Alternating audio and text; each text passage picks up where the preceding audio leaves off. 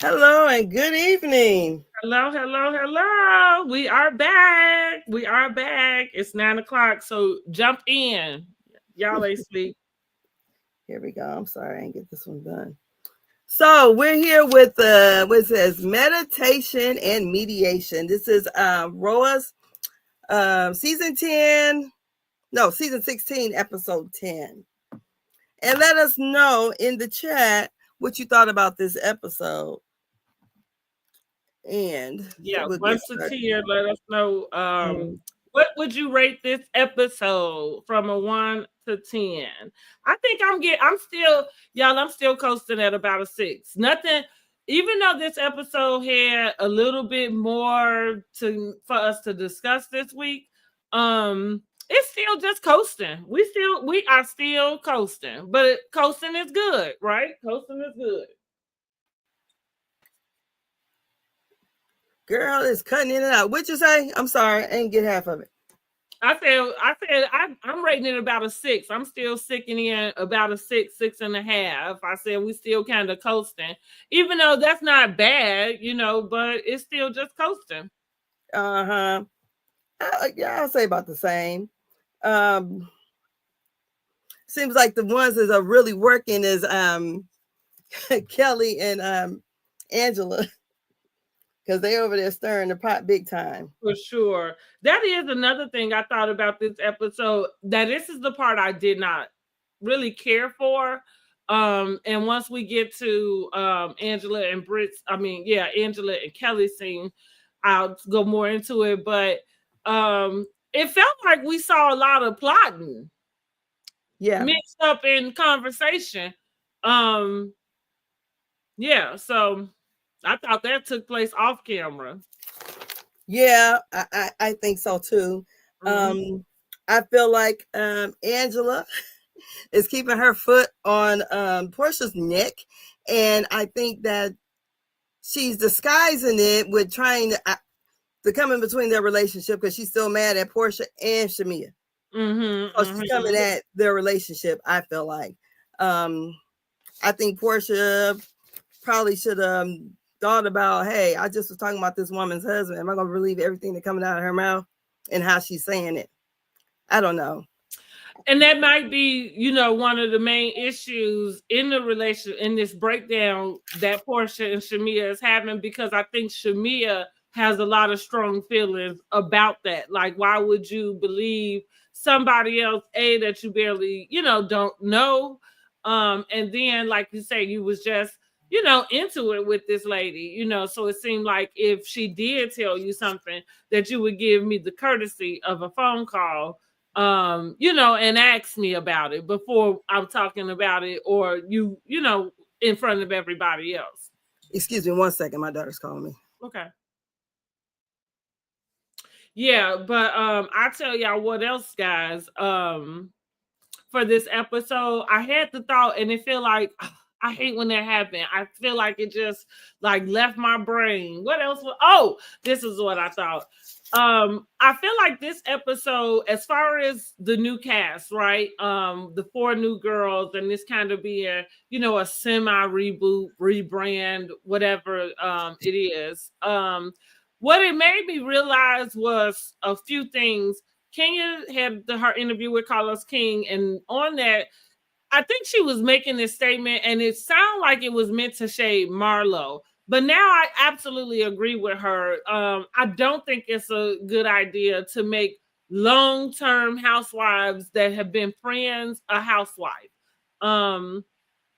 It's like if you come on as a friend, and if you don't get promoted to that housewife, but that's your next season, then you just probably should stick or be stuck at a forever friend. And the reason why is because I feel like Shamia is really she's in this sticky place for me as a viewer, because she's not coming off as authentic. And I think that this little rift between her and Portia is really just something. I don't think it's fake. I do think it's real, because I think the girls are meddling. And I think Shamia is one of the two things. She's either realizing something she always felt, or she's eating the crow. You know what I'm saying? Like, and is doing the devil's work. And about to, lose her friend, maybe, possibly. So for that, and like I said, and then she's doing this projecting of this housewife that I think she thinks we want to see, or even housewives that maybe that's the way she saw Nene, and then when she was a friend, like maybe that's the way she, viewed it. But she seems out of place in her confessionals. I'm kind of like what I say on Kempire. Who is this hoe? I'm gonna give me a sound machine because that's how I feel. Who is this hoe? Because I don't know her. Like, and I don't believe that this is you. Not because you wasn't always a housewife. It's because I don't care if you was a housewife or not. If that's the way you dressed on a regular basis, why we never see you? You know what I'm saying? In that. So I'm not feeling that. The next thing is at this point with season 16, this might be a good reason why, as they bring in new cities, maybe the old cities need to start just phasing out. And really and maybe they go on to do what Bravo announced, the wife swap, ultimate girls trip, what now they got the Love Hotel. You know what I mean? It's a lot of other things that if you're not on the main housewife thing that you can go over and transfer to. I think that's time, because what we're seeing here is the new housewives. Now they know who y'all are. They can go back and watch these episodes and they can come in and pull. Samia's wedding was what, 10 years ago? And here it is. Y'all have them discussing that she was upset. And we know she was upset. We watched that shit. Like, hello? Y'all want us to sit up and watch it again? And it's funny because I guess people do, because it's people in the comments that's like, you going, but it's like, girl, just go back to season 9. And even though we didn't know how they mended and got through it, and that particularly is because Shamia wasn't a full-time housewife. Exactly. But here's the other thing. I didn't care then, and I don't care now. I didn't need to rehash that with them. If they were cool and got through it, why did I don't feel like what? I'm not owed any explanation. So that's kind of what I left with this episode. Even like I say, they're coasting, but I am still of an unpopular opinion to say it's time for Real Housewives of Atlanta. When everybody says you are dead, it is time to lie down. In the words of Heather Dubrow, it's time to lay down. Bury these people. This is dead. Because I stopped watching Grey's Anatomy for the same reason. They started to regurgitate the same storyline. How many fucking sisters and siblings and shit is Meredith supposed to have that's out here in the world? I'm sick of this. I never watched that show. If anybody out there to watch Grey's Anatomy, drop down in the comments. Oh, and while I'm talking, make sure you subscribe to our channels and like this video, okay? And hit the bell notification. But yeah, drop down in the comments because y'all know exactly, even if they still watching it, they know what I'm talking about. Them storylines, just like after a while, it just seemed to get recycled, and I'm like, no, I'm not. Even and especially for a scripted, so I'm not watching it at all. I might waste a lot of time watching TV, but I ain't got that type of time. That's all I'm saying, to be watching. I get that type of time. So yeah, I'm putting that out there before the season even ends. Is that if they come back, of course I'm gonna watch them. I'm kind of like this. Fan. Yeah. But if they don't, it would mean it would be no sweat off my back. I feel like the housewives that I cherish we've already, they sitting in the morgue. You know what I'm saying? So yeah, it's time to go ahead, wrap them up. You know what I'm saying? Bury them. Get some new shit in here and fresh, so that it's not, you're not going to get people and then they kind of digging up the dead. you know, like, and now we got to play this out 10 years later. I'm not even finna play out nothing 10 years, you know, in my own life. Yeah, because I just feel like I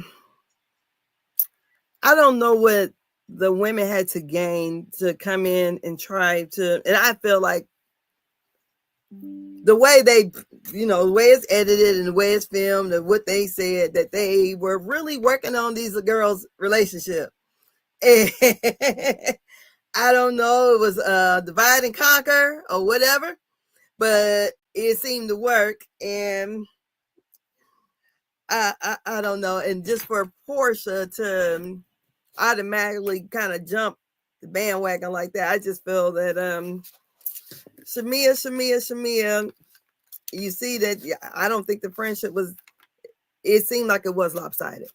And I mean, this is what I think we talked about it. I don't know if I'm not sure if I do agree that there were times, especially like even with that wedding, even I think I was one. I'm still say this. If you go back and watch the season since Shamia have come on, I do think that I've always pointed out that Candy seemed to have involved Shamia with more filming time than Portia. But whenever Shamia showed up with Portia, it was now, and I think that's where people go when they calling her a lapdog. I don't think she's a lapdog. She's a sidekick.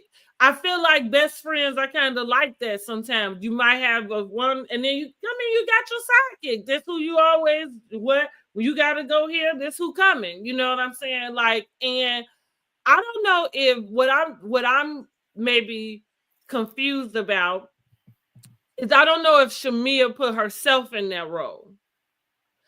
And then because they were so young, I'm not sure why. Now, what my spidey senses say, just because I think I pay a lot of attention to behaviors and then I think about maybe my own experiences. But my spidey senses would say maybe Portia, because she talked about being bullied and stuff like that.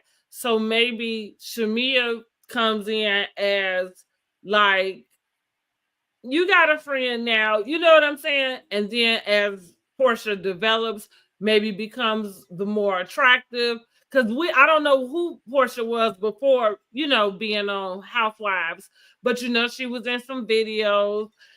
All I'm saying is that maybe Portia, even before we know her, had access to places, things, and Shamia, as the sidekick, was able to enjoy that stuff too. You know, like maybe that's kind of how the bond came. So, like I said, with the power dynamic is shifting, and it don't have nothing to do with Shamia's money. It's got to do with Shamia being this housewife. Now, and like I'm saying about the way Shamia is presenting herself to us, I don't know if she's presenting herself to Portia that way. I'm not even trying to take up for Portia because real talk, I do think there are times when Portia could have been a better friend to her, especially whether she was a friend of the show or whatever. As soon as her name came up, you should have, you know, had some more to say about it. So that's that. But I am seeing Shamia seem like, I don't know. I just can't tell if this is something that's always been festering with her. And maybe so, because maybe that's why it's easy for somebody to like kind of get you to be like, no, you should be getting the same in return. If you show up for her, because that's another thing. If you listen to Shamia, she's verbalizing that. Are you getting this from the comments? I think she's probably getting it from her own feelings. I mean, you think so? Yeah, especially when she tried to negate her feelings, and I'm sorry if it sounds that way, but I guess it's just because you haven't displayed that before, and so because she ain't been a housewife before. But when I think Portia, when Shamia had put out her song for everybody to hear. And for her, and she said, "This is my song." And for Portia to keep saying this was Drew. Oh yeah, that was shady. It was Oh yeah, shady as now heck. that And then the was. whole coming to the party late. But And that's why I'm saying I really think it's about her getting this status. You're not the sidekick. Like now I'm your sidekick, you know, and that's for neither one of them are used to the role that they are now in. Shamia as well. Not saying that she shouldn't be or anything like that, but I'm just saying that's why I'm kind of like, even with that dynamic, it would, because I don't hear Shamia really kind of copping to that maybe you put yourself in that position and like now you want to pop your shit a little bit. Because Kelly said it when they was at the event. I thought I kept rewinding it back because I'm like, did I? Because again, and this is now it's like now I'm about to go on to like just bury these hoes. Because she's like, well, we all think that you seem to take up her shine and Shamia doesn't. And so that Shamia chimes in and she's like, well, I didn't say that. And because I'm thinking, yeah, well, I didn't hear say it either. Now, but I thought it was because I didn't know if that may have been coming from the conversation, you know, that they didn't show us, right? But the fact that she said, well, we all think that was it was like, you know what I'm saying? Like, yeah, and they didn't surmise how Portia didn't like blow that shit, you know, through one and out the other, because you can think what you want to think. Your opinion is not needed in my, friendship. But I would imagine that outside the show, that if Shamia and Portia probably had the same opportunities, if not more. Portia mama was the one who was single. Shamia's mom has a daycare, I guess a big one, and her parents are still married. So, and it seems like, I don't know what kind of education Portia has, but Shamia does have education. So I would imagine that because they were friends because of their moms, that they were already in the same circles. And then it's the guy's preference whether he want to come or what. But that's what I'm saying. Like, I don't know if you've, because that's where I'm coming from, that type of experience. That's exactly what I'm saying, where it probably had been how they became friends is one thing, but now you out, and probably have been Portia being whatever. Because I'm not saying one is cuter or whatever, but what I know is how people react to people. You know what I'm saying? So what I know for a fact, probably because I'm dark skinned, and that Shamia has had a different flight in life. It doesn't matter. They probably did walk the same steps, but I'm just saying, I think Shamia had always kind of been in that space. And maybe for a long time, Shamia had been comfortable in that space. I don't know. I'm not saying that she any less successful or whatever. You know what I mean? Like, it's just, you in Atlanta, you in a place where that's what they, it's all about, that kind of like a Beverly Hills thing. And maybe for a long time you found yourself not able to do it. Now, was Portia jealous of her about getting married before her? More likely, yeah. But because so wasn't Shamia she was something on the Falcons, a cheer dancer or something. Yeah. So I think, and plus she worked in film too. Some little movies, part roles, small roles. Well, that's what I mean. Like, you just have to use your own judgment about that. She's in Atlanta. And like Portia. But when I was in Atlanta, I didn't see, far as, I don't think, far as them being different shades or whatever, when I went to Atlanta, all I seen was black, black, black. So it was different than my experience here in Indiana, because I didn't even really see people that, what I consider high yellow. I didn't see a lot of that there. Maybe because the party I was at or whatever, but I'm like, dang. No, it's a lot of black people in Atlanta. So I'm like, but it's also the South. Like, so that's a lot. Like, colorism happens a lot in southern places, but it happens a lot with black people in general.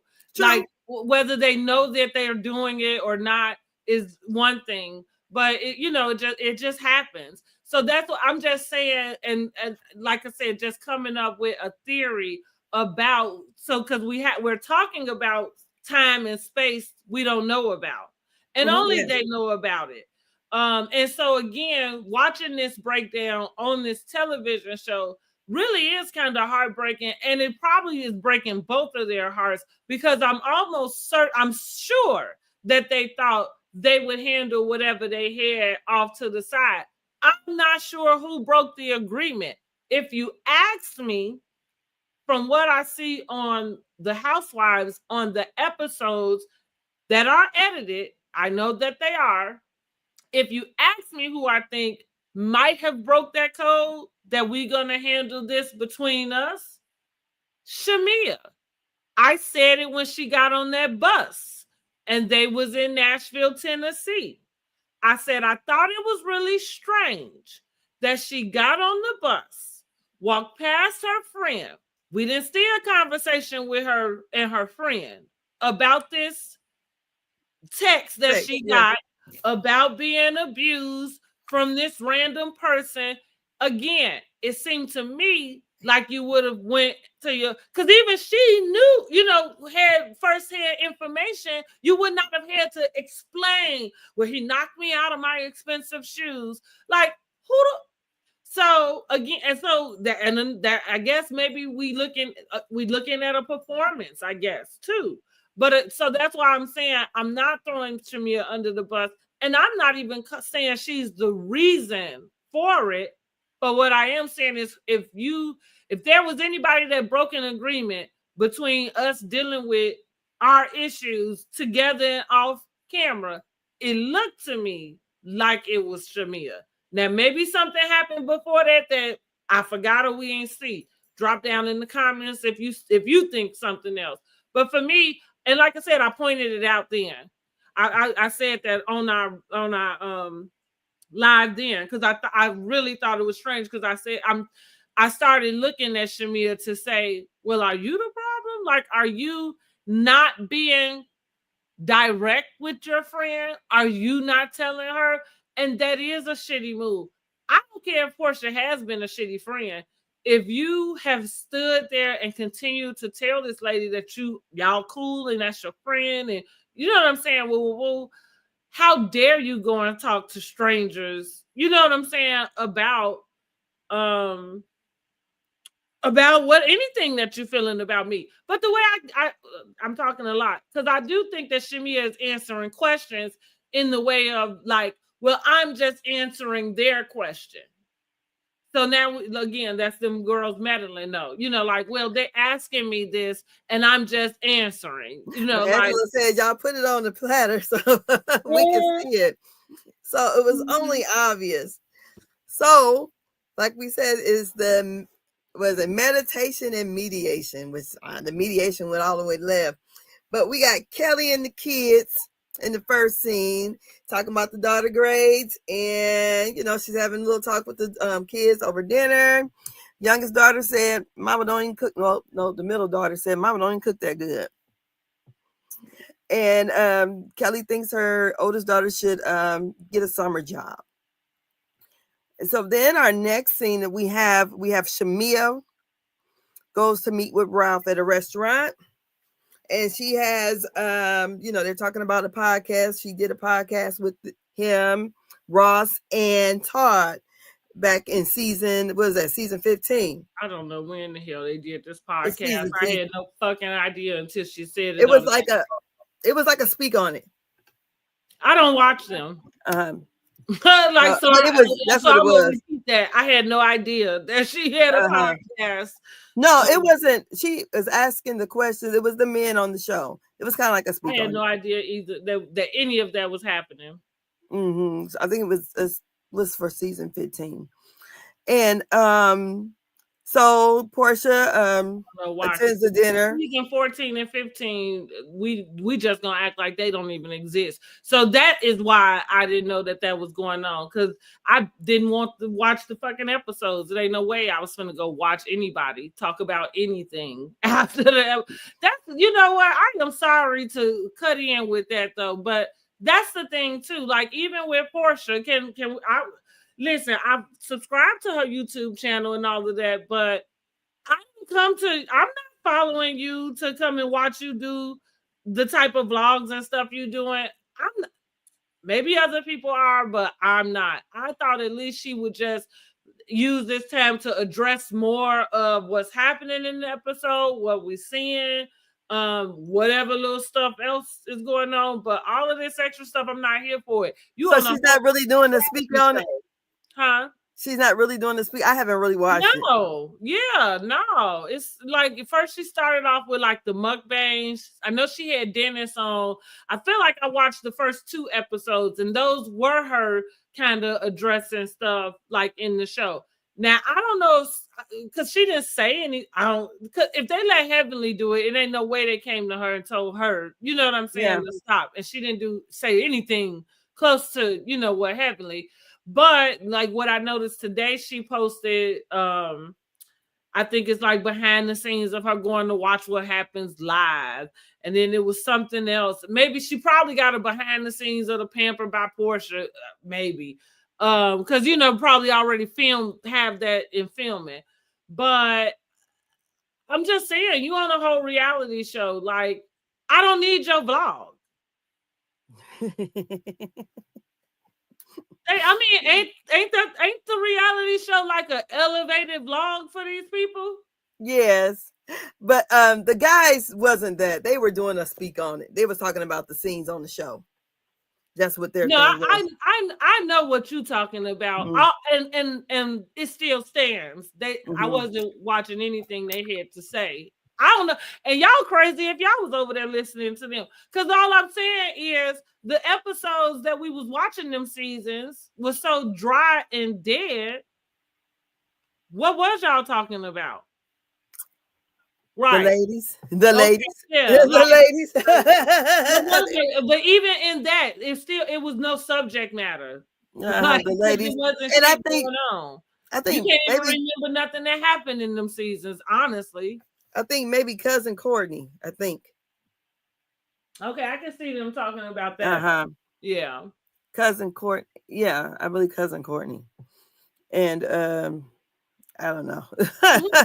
But that's what so that's what she was talking about, them working on a podcast together, and he wants to do another podcast. Portia comes in there and she spills the tea about what she says. I don't even believe it's true, but that it's not. Like I'm gonna put the clip up tonight on my shorts. Dennis said it right in the scene. Like sometimes I get so freaking annoyed.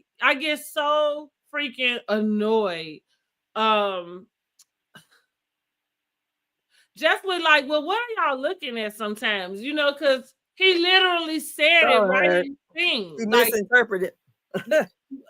Well, he literally said what he said out his mouth, which was, and funny enough, because Claudia over there on Carlos King, and baby, I'm like I got a headache with her. Claudia Jordan, if there was a pick me, she is fucking it. And I hate that for her because it's a shame. I feel like she doesn't have to be a pick me, but God can't help herself.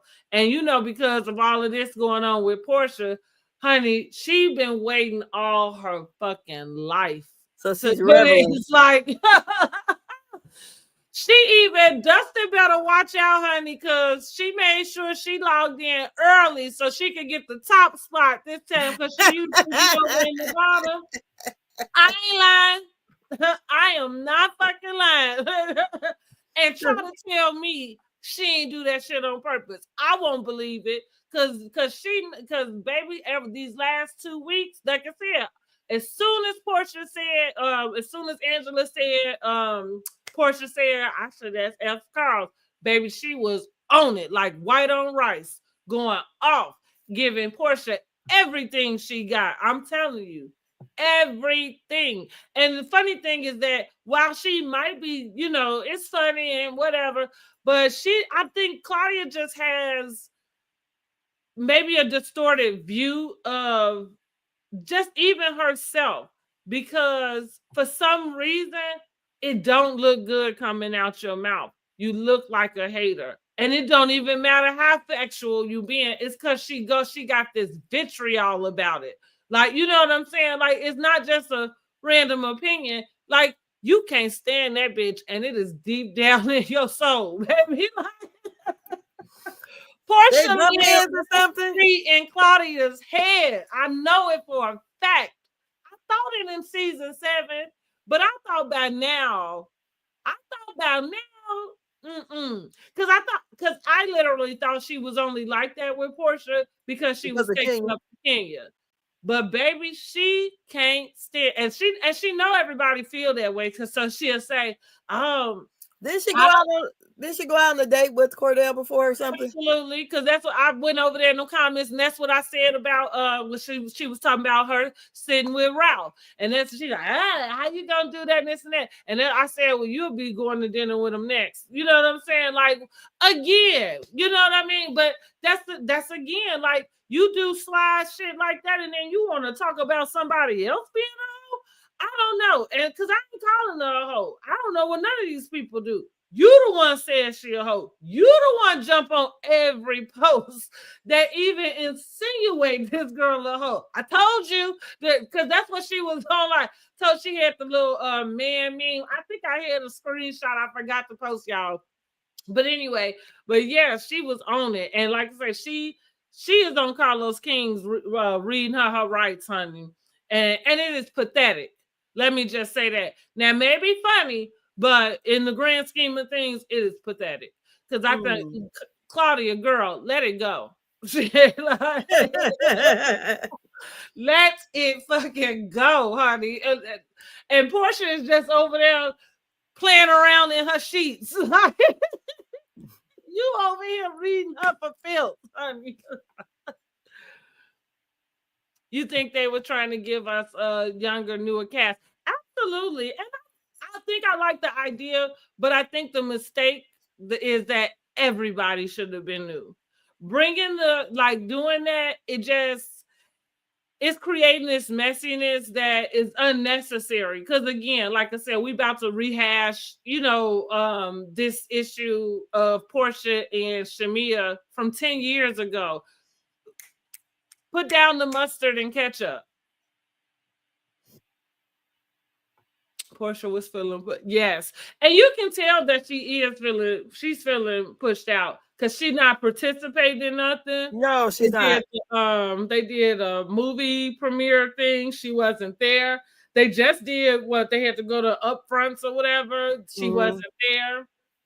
And Shamia was. So that's why I keep pushing it back to this dynamic. Now, I know we saying like, well, Portia was married and now she's going through her divorce, but I feel like none of that probably mattered is as far as Portia thinking what the network would be for her. I think she pissed off at the network a little bit because this editing, maybe she didn't even expect it to go. I don't know. But I almost feel like I can say this. I don't expect Portia to come back next season. I feel like she is setting herself up for an exit, especially with the Pampered by Portia. Because she been here Pampered by Portia. She never had it on that show before, even though we know she got to work for real. But and then when you put your business on there, you have to give, I think, a portion of the proceeds or something. But like I said, I think she is gearing up, for just a transition in which she can, collect off her businesses and from there. I honestly, I do not see Portia coming back next season. Yeah. And at this point, I don't even know what she would, what would she even talk about or do? You know what I mean? Like, because this Simon thing is still here. I guess she can film in the house now. Yes, she can film. But here's the thing: we can watch that on YouTube now. We don't need to wait for every Sunday night on fucking Bravo. So there's that. Well, anyways, the lie that Portia had told about Drew and Dennis And then Ralph spills the tea about Drew and Ty. And Ralph lies and say he ain't never cheated on Drew. And y'all, real quick, that lady Ming Lee, she over on Basketball Wives about to spill the tea some more over there. So make sure y'all subscribe to the channel because I am doing Basketball Wives reviews. Okay. So she say Drew and Ty was talking 50 hours a bill cycle. Now, I don't know. That don't sound like a lot. And maybe that she said 3,000 minutes. That's what it was that they was talking each bill cycle. Shamia moves very funny. She clocked it. Yeah. Shamia move a little funny. I agree. That's what I like. And I'm not saying Portia might not deserve it, but that shit, I guess I got PTSD from people moving funny and lying and all of that. So it's a no-go for me. I can't be around nobody who shifty and shit like that. Can't speak up for yourself. Need to go and have somebody else come tell me something. No. Because I didn't understand that. But let's keep going. Yeah. So then let's go ahead and talk about this dinner scene though. That's where I'm going. Because at the top of the show, I was saying we looked like we was looking at a whole bunch of scenes in which they was plotting, and you know what I mean? Like this is one. This looked like a planted scene. Oh yes, definitely. Yeah. So we can get the tea on Drew. And right. I listened to Girl Is Legal was the other day, and they was talking about Drew's whole divorce papers and all that stuff in there. Turns out Ralph has a pretty good job. And in there they said how Drew had drawn unemployment.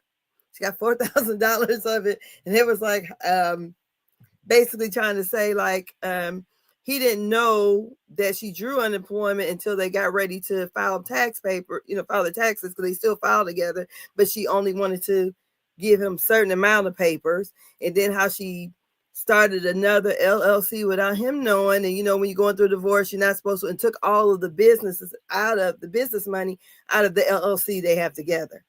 And I guess that's why he won all that stuff in court, the legal battle, because of the things her attorney did. It was underhanded. Drew not smart. We already know that. Mm-hmm.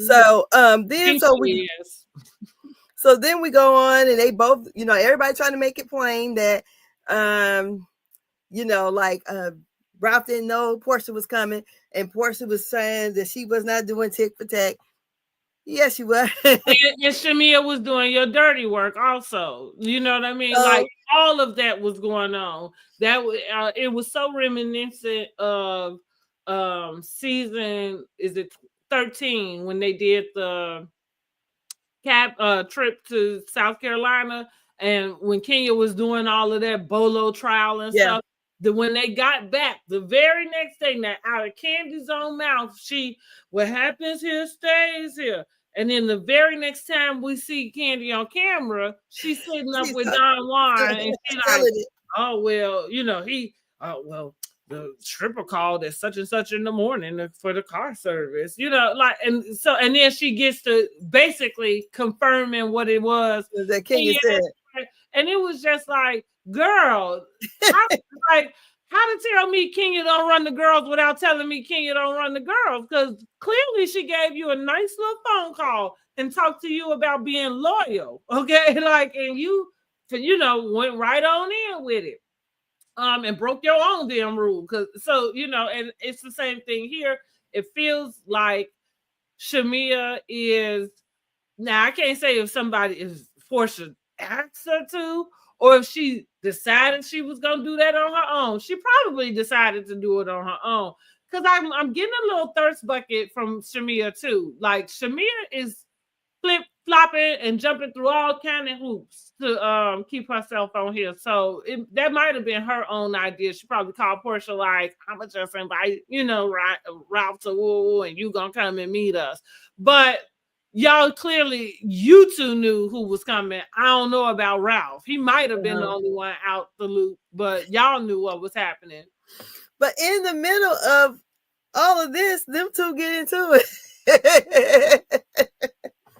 And, she was like, I guess, she said, what did she say? She said, which excuse me. She said, "What you eat, I shit." Apparently, talking about Angela being more mad at her than Portia for saying the things, and then Portia was trying to explain. Well, she was thinking that maybe you as a married woman would say something to your friend or something like that. I just didn't get all that. So they had their disagreement, and then they kind of Ralph says something to kind of break the ice or whatever, and then they go on. They finish up with Shamia kind of being funny, saying, "You're not gonna get through with us yet because we're gonna order dessert." So that was the end of that scene. But in that scene, we learned that Ralph is there to spill the tea on Drew.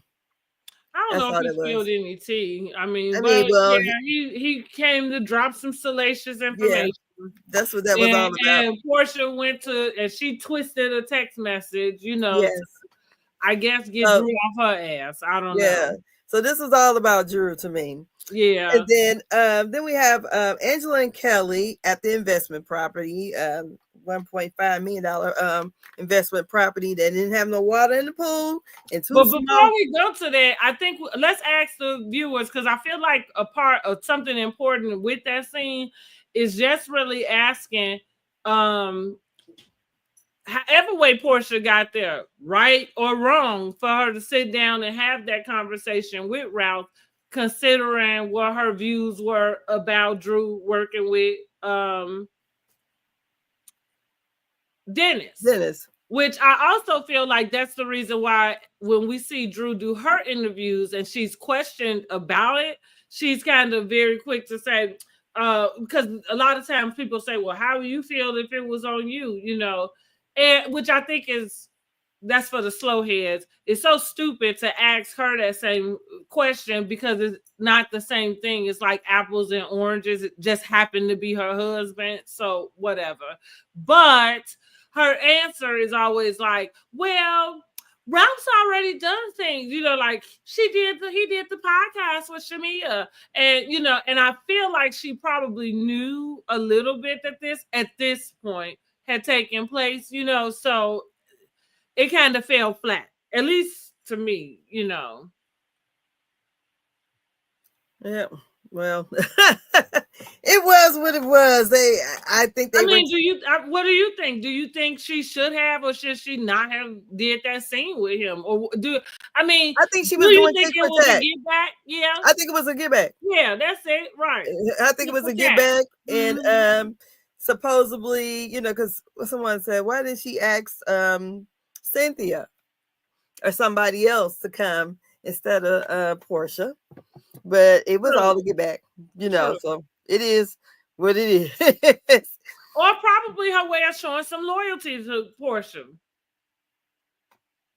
Yeah, I guess. But that's what we can't, like, just because that's the part I don't like, going back to Claudia, because that's how I think Claudia has like tunnel vision, you know what I'm saying, about it, because she cannot stand this girl. So it doesn't matter what she does. She is not going to see shit else. It's like, oh, she said, yeah, you know what I'm saying? But they're like, if let's say if their relationship is toxic, they both participate in it. So that's what I mean. Like, just because it seemed like Portia's offense might be more loud, you can't negate the little slide shit that Shamia might do. And so what I mean is, like, if Shamia is going and creating stuff on her own as a way to prove her loyalty to Portia, that has to do with her. Well, sure. I'm just thinking about we should point that out, though. You know what I mean? Like what is happening in this dynamic? It's not. I feel like it's not all on this one person. I think this other person is moving shifty because she's not being upfront. And for whatever reason that is, maybe she is scared. And that's crazy. I would cry like Portia, because what are you scared of? But go ahead. Yeah, I don't think. I think one thing is that maybe one of the reasons why Portia did not want her on the show, because I don't believe she wanted her on the show. I don't believe that either. We have seen it. Like Yeah, we have seen it. We have watched Portia. Portia could have had that girl. Portia probably could have ushered her to be a housewife sooner. Well, how many housewives we done got in the middle of, Shamia being a friend? But Shamia did say that her husband didn't want now, to and that goes back to that conversation. Because are we talking about a conversation we had this, for this season, or are we talking about a conversation y'all long time had? ago. Yeah, you know what I'm saying? Like, come on. Yeah, but I would imagine that knowing how housewives things go, that I wouldn't want my best friend really to be on the show, because people are going to always try to pit y'all against each other, for sure. So maybe that's one of the reasons why Portia didn't want her on the show, is what I'm saying. Right. I think that would be reasonable. Right. Yeah. I think that's reasonable. And even as the best friend, let's think about Candy and Rashida and Toya. You know what I'm saying? Like, go get your own shit. Why would you even want to come over here? You know what I'm saying? Like, it feels like it feels like it could be jealousies on both ends. You could be mad that you don't have access to what it might look like she do. Not saying she ain't got no life, but the strangest people want what they don't have, even though they can have, you know what I'm saying, enough. And that's the hardest thing that you can ever understand. But when you watching something like this, and it go back to, again, if we sit here in 2025 and we talking about conversations that took place in 2015, like, yeah. And then we have this emotion as if it happened yesterday. Yeah.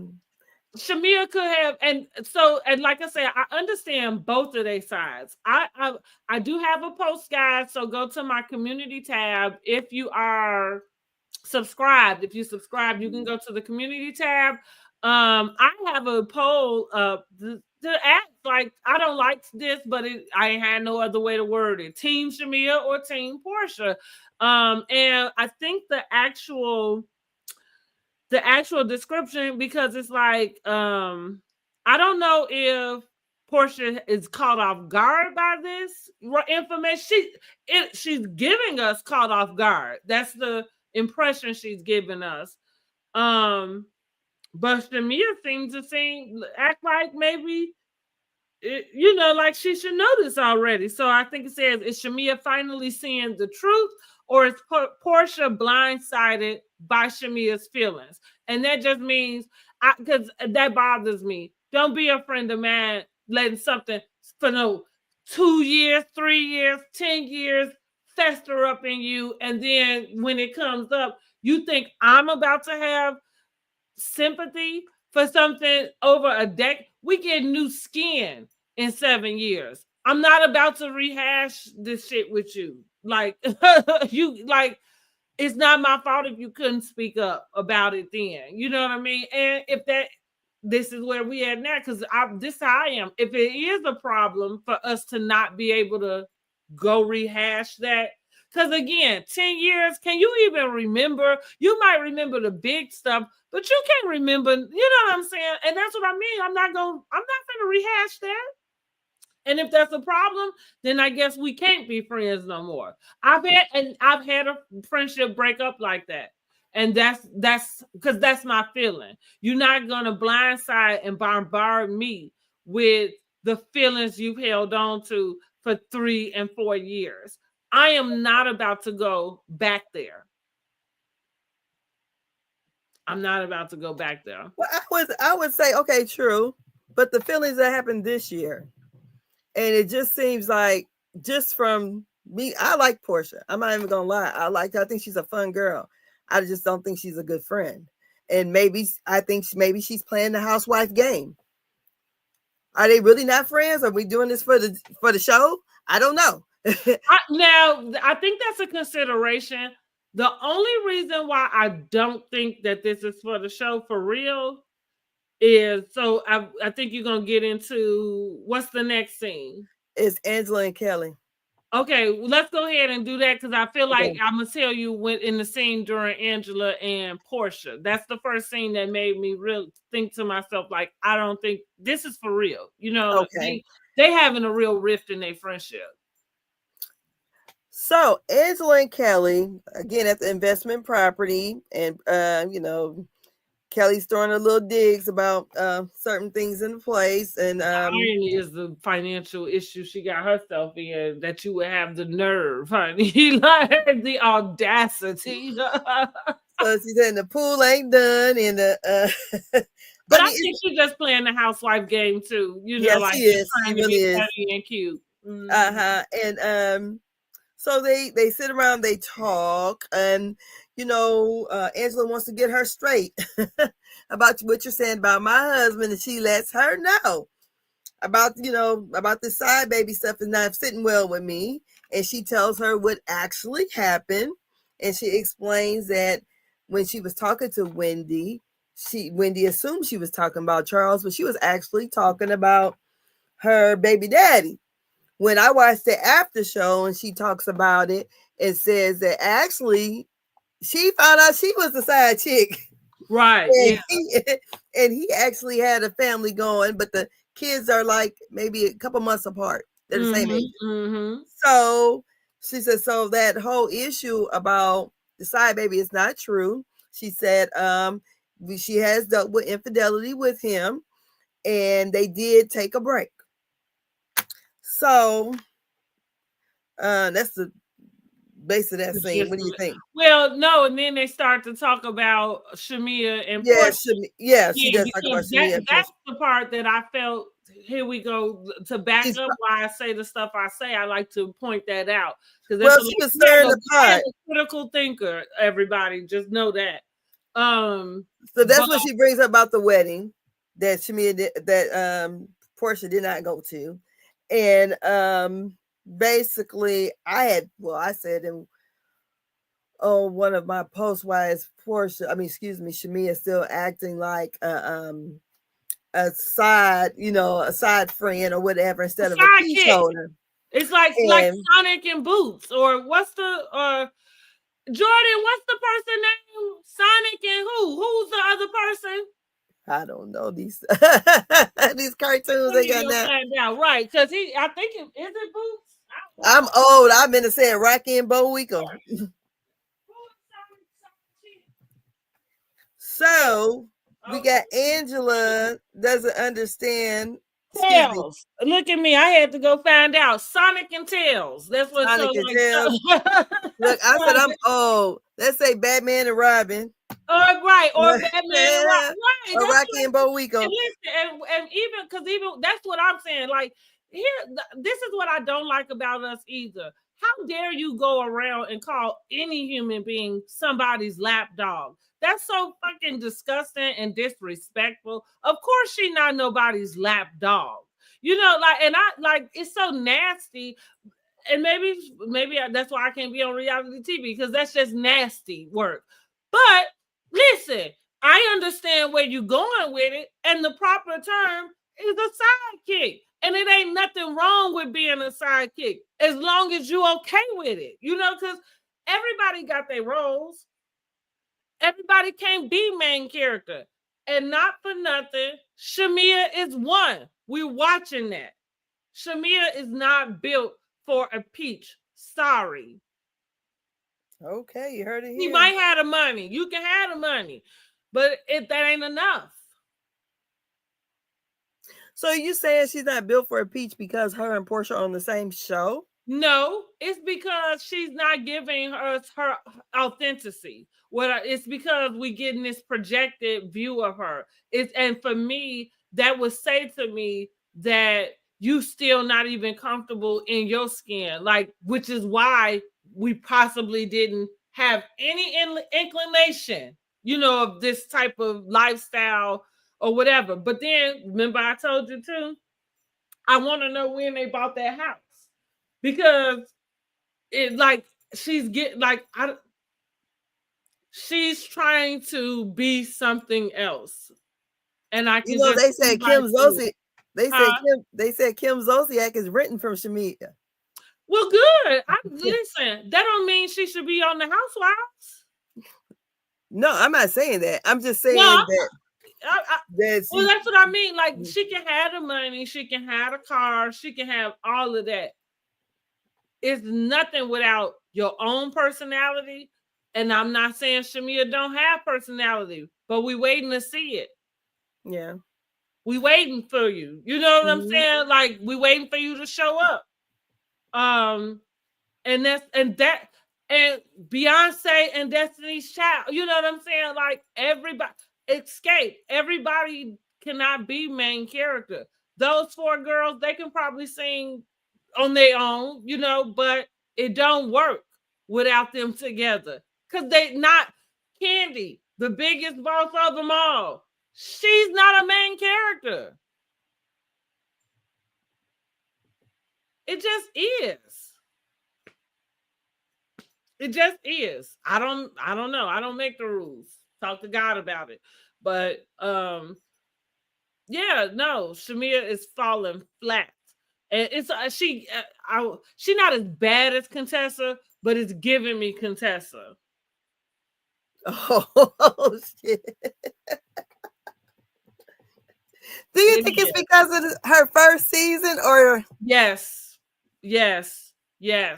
And but the odd part about it is that you've been in this world for so long. It's so bizarre. It's so bizarre.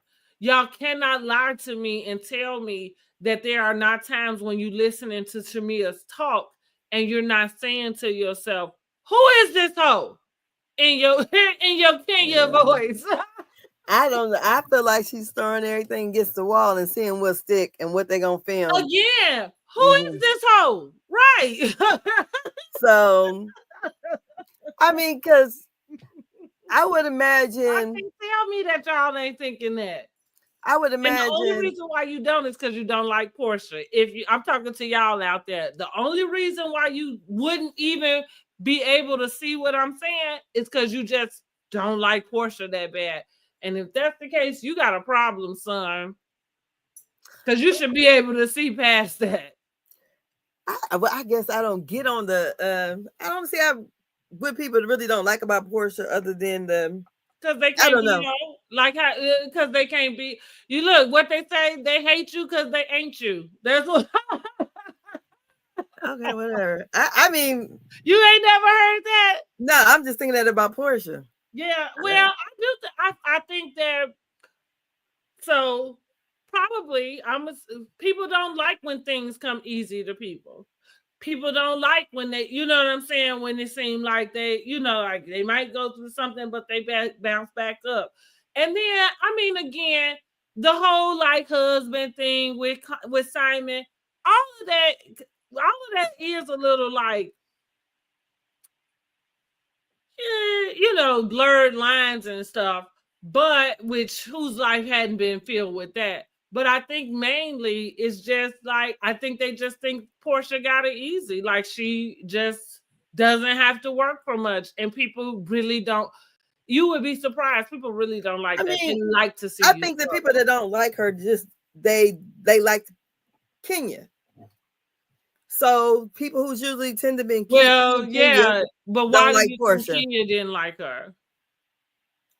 I don't know, because to me they were. I felt like level. It was for that because she got everything and it ain't even about everything she wanted type of deal. But I do think that she thought that's why she would attack her about not being smart, not working. Like when she first got on, she didn't have respect for Portia because she lived, was a housewife for Cordell, this, that, and the third. She was angry about that. That's all the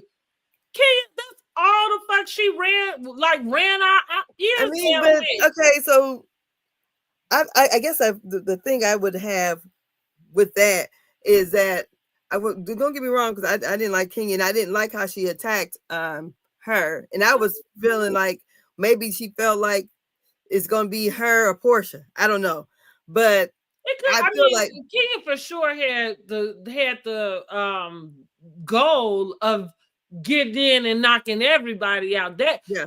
she was gonna take everybody down, like, and it didn't even matter. It was just whichever number or whatever you came in.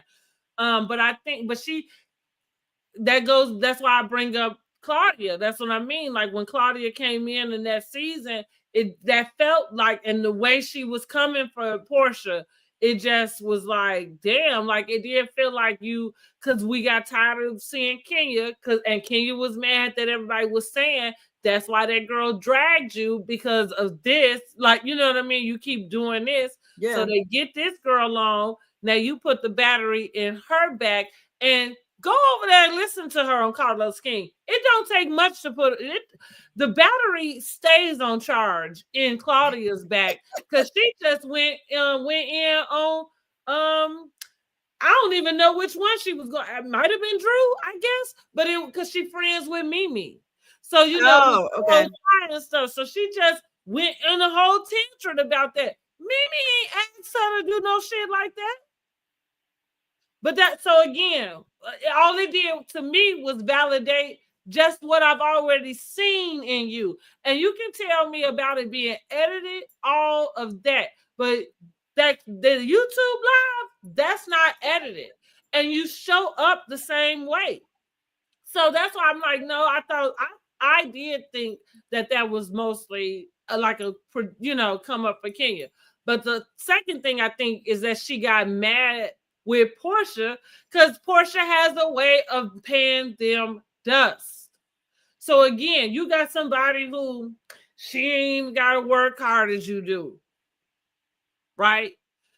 Then she got the nerves because you feel like I'm doing my thing, you somebody to aspire to. She got the nerve to not pay you no attention.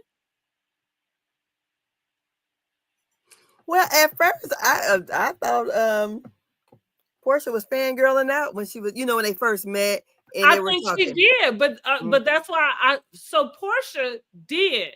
Portia was not even the same Portia that we see. Oh no, today. She was not. Yeah, Portia did, as most of us would. I was excited to see Kenya get on the show. I know it's funny because whoever was watching, but I knew who Kenya Moore was. I knew she had won that title, and I knew all of the stuff she had did. Even there, I have not follow her extensively, but I just, like I say, I always follow entertainment, and I just have a thing for dark skinned women. I'm gonna find out what they're doing. Like, I would think that. Well, to me, I felt like Kenya, you came in.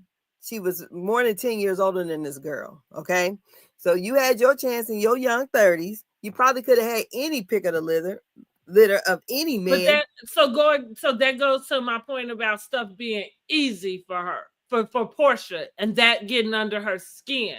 Because think about Kenya looking as beautiful as she is. Anybody walking up, that's why Kaya probably got the attitude. Those are bitter bitches. That's what the problem is. Now that I just thought about it, they bitter bitches because they walking around. But they probably wouldn't have picked up. They probably would have never picked a Cordell. You know what I'm saying? That's their problem. That's their fault. And I don't know about that. But what I'm saying is, because whatever it is that you are waiting for, looking for, whatever that equates to, because it hasn't come easy to you, and now you looking at this girl and you like, oh, you people do it all the time. Oh, like you gotta do that, and so I don't know why favor ain't fair. Like, nobody knows why one thing happens for somebody else and possibly don't happen for the other person, and you more accomplished and you got more of this and you smarter and you know what I mean? Like, you can have all of that going on, but you didn't mention like you evil as hell. Maybe that's it. You know what I'm saying? Yeah, and you're in she's Atlanta raised, born and raised. Okay, she's in Kenya's not. She's not from there. Well, I think when you're raised in a certain culture, you do those kind of things. What kind of things? Well, I believe that they believe in marrying down there because there's a Southern men. I'm more quicker than these men up north. And Kenya was in Hollywood. So, and she comes to Atlanta, where these Southern belles here, for the most part, are all married. She comes to That a don't have show. nothing to do with her being hateful and No, jealous and of I'm just somebody saying who for do. the Yeah, women that's all on this show, she's the eyeball out. To me, Kenya was. I don't at the even see. time she was. Yes. So then when she did pick a man, she picked a man from up north. He came on the show and he dogged her out. Right. So So again, that's what leads to her having vitriol for somebody who ain't got, you know what I mean? Who ain't that ain't their story. Because she feels like in comparison to who they are, that she shouldn't be going through that. I'm not saying that she think that somebody else should, but she doesn't think she should. And so when she in close proximity with somebody that maybe she looks down on, and that's not even an opinion. The way that Kenya talked to Portia lets you know that she looked down on her. She don't respect her. Um, so I mean, you know, it's people do that and behave that way, and it's terrible. Portia Williams is the face and brand of Real Housewives of Atlanta. She got Kenya Moore $2 million paycheck. Okay. They don't have nothing to do with what I'm saying. Sorry. Thanks for the information, though. no, but I would think that I just when I was watching it, I just took that when I looked at Kenya versus Portia, and I was like, why would this much older woman? Because she didn't come at needing them, didn't have to work hard. But you came for the new girl because you felt like you can bully her. That's what I think. Absolutely. But she's not gonna be jealous of me. See, like that, like you gotta look at the whole picture. She's not gonna come for Nene, even though technically she did, right? That was after Nene wouldn't be her friend. Yeah. Nene had been the head, you know what I'm saying? So a smart person, as opposed to thinking, let me go attack her, would want to be friendly with her, you know. Nene wasn't having it. As a matter of fact, Kenya started with Cynthia. Yes, she did. And what you call it? So she didn't see it for Cynthia either. Kenya had placed these people based off of where they were in life. Like, and people do it all the time. She thought she was better than them because of where they were in life. That's it. So, like I said, you did literally join a show that whether you thought Nene had education, was she, you know, that it literally was she was the head bitch in charge. You know what I'm saying? So you didn't have no choice but to kiss up to her. But once she gave you her ass to kiss, now you got the motivation to be like, okay, well, because Kenya thinks of herself that way, and everybody should think of themselves, as the best or whatever. Nothing wrong with that. So I mean, like I said, I think it doesn't negate that people treat you according to how they think about you, and the way they talk to you, kind of lets you know how they respect you. Now you have people that just like have foul mouths, and maybe they just curse all the time and use bad language, be ho, all of that. And so you can listen to that type of, I don't know who can, because you can't talk to me like that, not too much. But and you can listen to somebody talk like that, and nothing is ever, you don't take anything personal. You know that this is conversation. But then there's a space where you can be talking to people. It happens at work and people's workplace and stuff. And there's a way that they can speak to you that lets you know that they don't respect you. You know what I mean? Like, and for whatever reason that be. Sometimes it can be because if you don't know a person, if they don't like you, it can't be nothing but being jealous. What would you have to not like somebody you don't know. You know what I'm saying about. What did you say? These housewives, the Real Housewives season 16 cast is not showing too much cleavage. Not in. It is. Well, I guess you mean only Angela Oakley is not. Honey, she older, honey. She shouldn't be.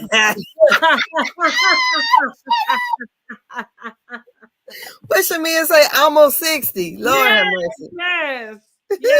But see, like going to that, bring it back to Shamia, and let's get back to the current cast. But like that, it was funny.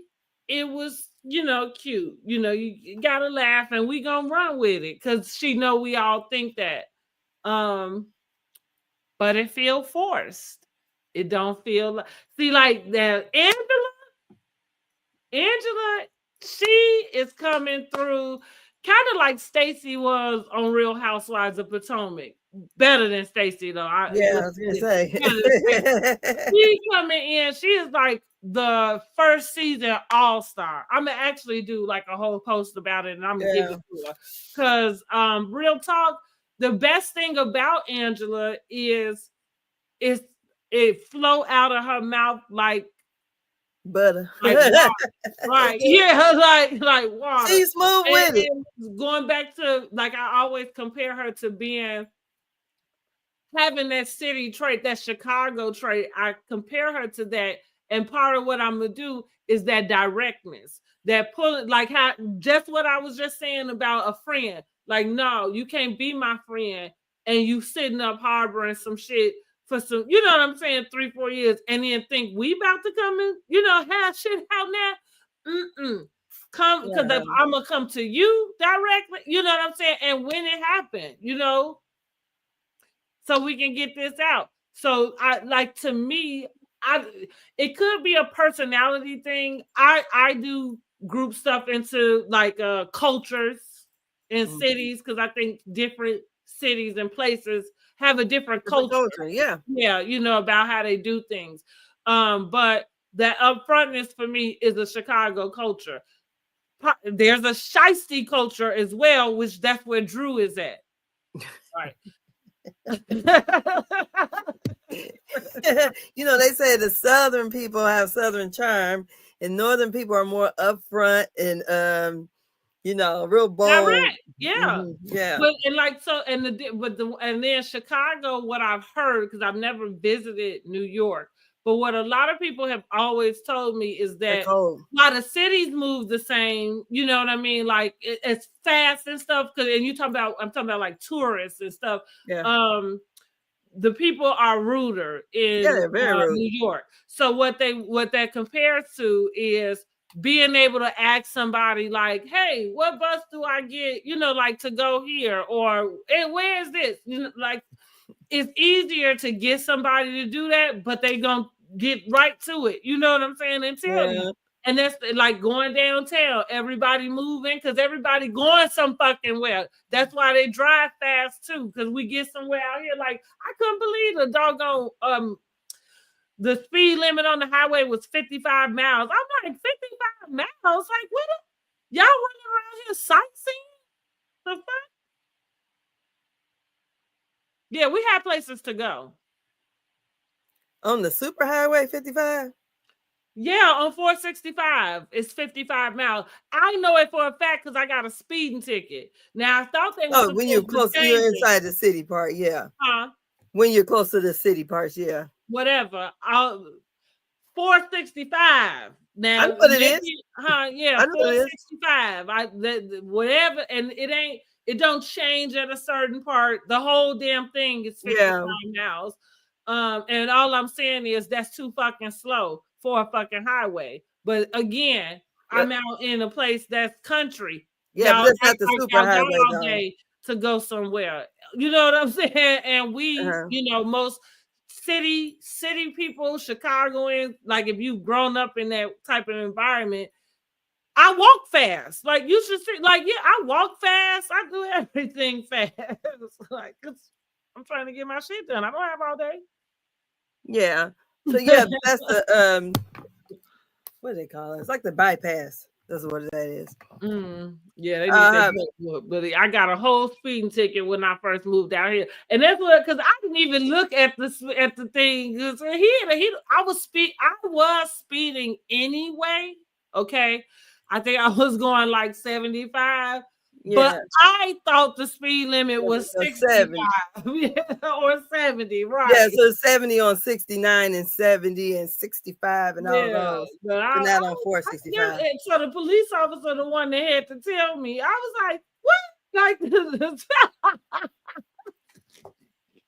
Yeah, a lot of times when you're coming into any city, when you go around their bypass, because you're getting off a lot of places, it's slower than what's on the superhighway. I don't know. I had only lived where I lived, and I no travel matter a lot. where you get on the highway, you go 65 miles. Like, if you coming from Indiana to go into Chicago, I don't even remember. Maybe on the Skyway, like because there's not even. I don't think there's any highway that's allowing you to go 70 miles an hour. But that's again because we're talking about a whole different like metro area. You know what I'm saying? Like it's a lot of traffic in and out of that place. Um, so yeah, I don't like 70 is a if you able to go 70 on some type of highway, I know you in the country or you about to go somewhere long. You're not traveling like in the city limits, I guess, to me. That's my experience before moving here. Okay, so then we're gonna go with Britt and her hubby, and they're talking about Angela and her sister. And she says what Angela has said and talk about her sister. We got Drew. She's excuse me, I messed that one up. Drew and her son. No, sorry. We got oh Drew my just goodness. talking to the therapist.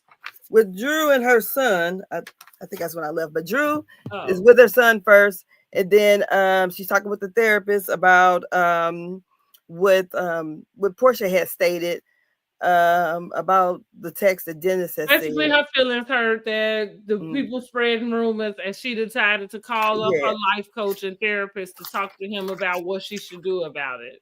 So then we have Portia at the going to the place where the event is, and her cousin, I forgot her name, but the cousin that passed Blondie. away. And it looks like Blondie did it. You said Londi? Londi. Londi did a great job, I thought, because She I did. really liked the event. So we also have, then we got Britt and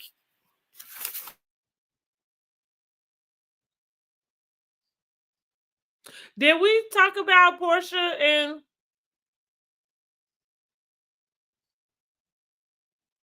you on mute? okay, me touching these papers, which is touching the laptop thing. Okay, Portia and Angela meets at Angela's rental house because Angela says she's not going to have someone who says they're going to mess with her husband at her house. So Portia meets Angela's daughter, and I like some of the shade they was throwing. Portia talks about how long Angela arms are, and Angela says she didn't know. She's saying we know what all Big Bird can do, and she called her Snuffleupagus, I guess, to play on her eyelashes.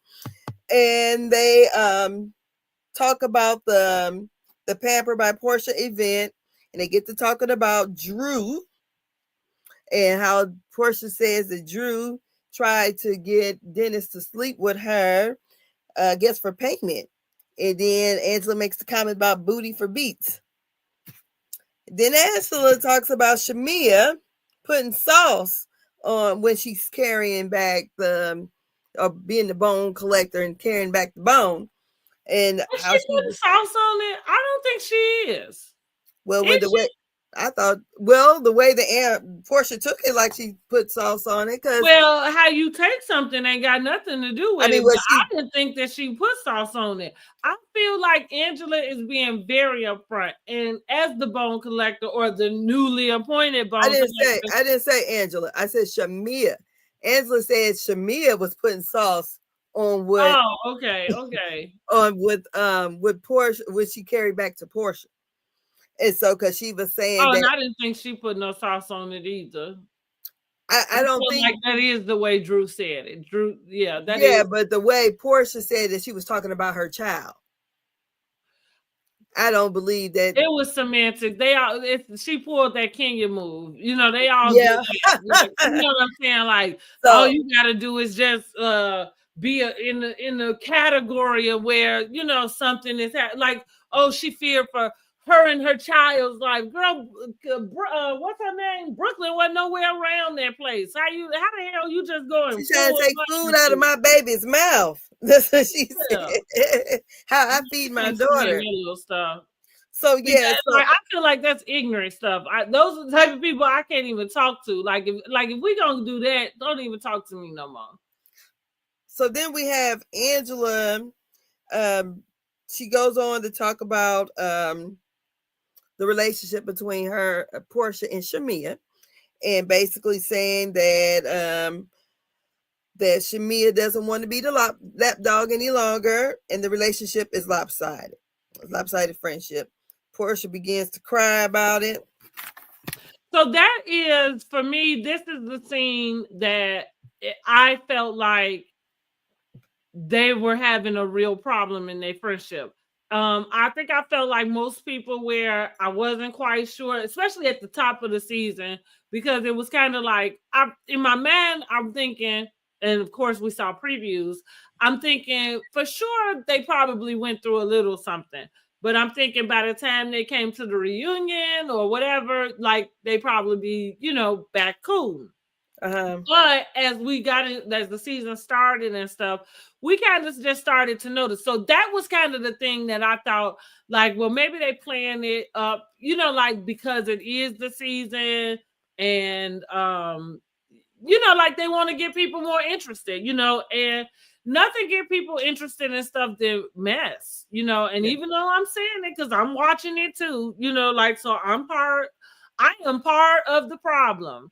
And so yeah, so it just would benefit you to egg this part on, you know. However, that scene when she put it was the motion of her putting that fan over her face. Because and for me, I thought to myself, that's exactly what you would do if you got caught off by something and all of a sudden, you know what I'm saying? Like here you are, like, because she didn't come there for that. You know what I mean? Like she ain't had no idea that that's what the hell Angela was about to lay on her. And it feels like a betrayal. Whether Portia has kept up with her end of, you know, her friendship bargain or not. Again, you my friend of 20 some odd years, and this bitch I've been knowing for 4 months is sitting here talking to me. You know what I'm saying? About because well, and again, because I was like, if she wasn't so upset, she probably should have went off on her. Y'all just made up. You know what I'm saying? Like, but yeah, I'd have had to let Angela know, like, I don't give a damn what you talking about. Like, you not the one to come talk to me about that. You know what I'm saying? Like, it's her. But that's the problem. That didn't happen. Portia seemed like she was really caught off guard. Possibly, maybe they talked about it, and possibly maybe that because I do think that I am feeling like we missing something.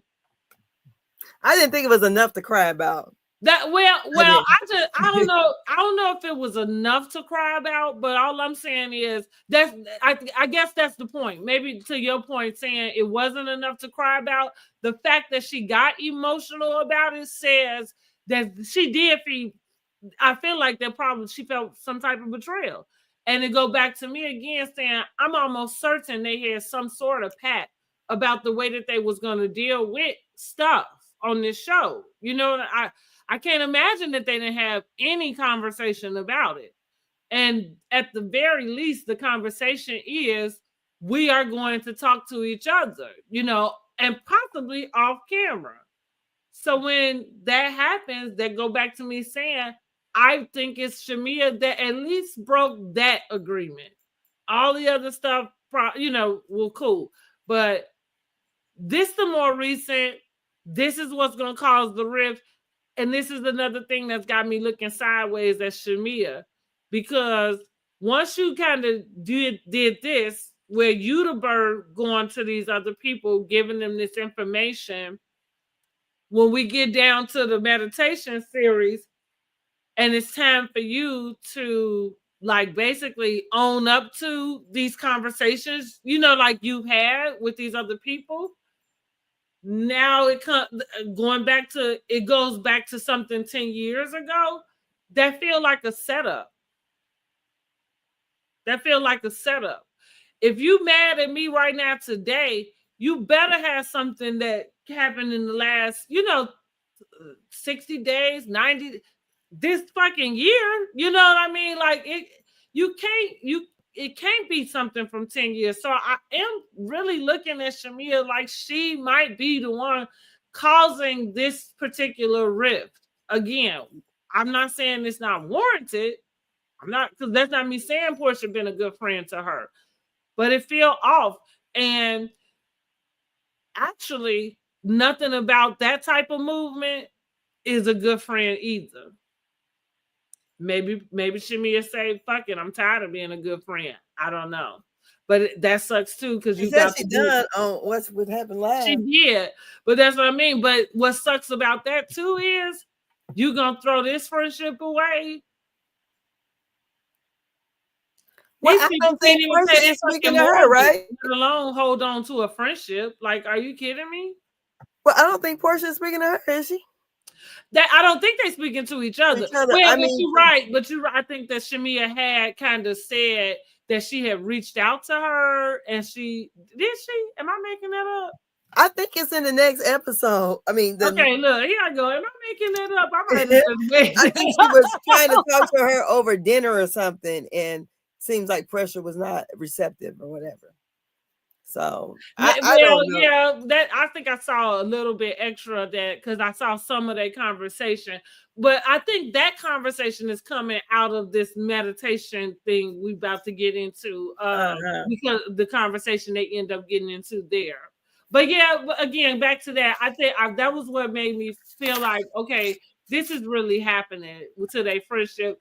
And like I told y'all before, I don't want to see their friendship break up. I really don't. Like, I really, really don't. Because I think even stuff does go wrong in relationships, even with your friendship. But that's why it's important for you to be able to go and hash it out with your friend. And it's hard. Like, if you can find somebody that y'all ride together like that, you know what I'm saying? Like, you try to salvage that, I would think, but I know, so maybe everybody can't go with you. And Shamia is clearly ushering in her new chapter. It sucks that her new chapter might not include Portia. And oh damn, I just had another thought. And maybe that would indicate the jealous person was Shamia, or is Shamia. Girl, I ain't got that now. No, well, because what I'm saying is, if it's taking Shamia to have somebody else get on the show and start to point out these, I don't think it took nobody to point out anything. It seems like Portia is generally not happy for her. That's what it. Okay, because you saying just with that part. Now, okay, dear, okay. Okay, so no. Even with that, no, because all of it is really about Shamia not addressing her. That's really that. I don't think she wants to address her in front of her.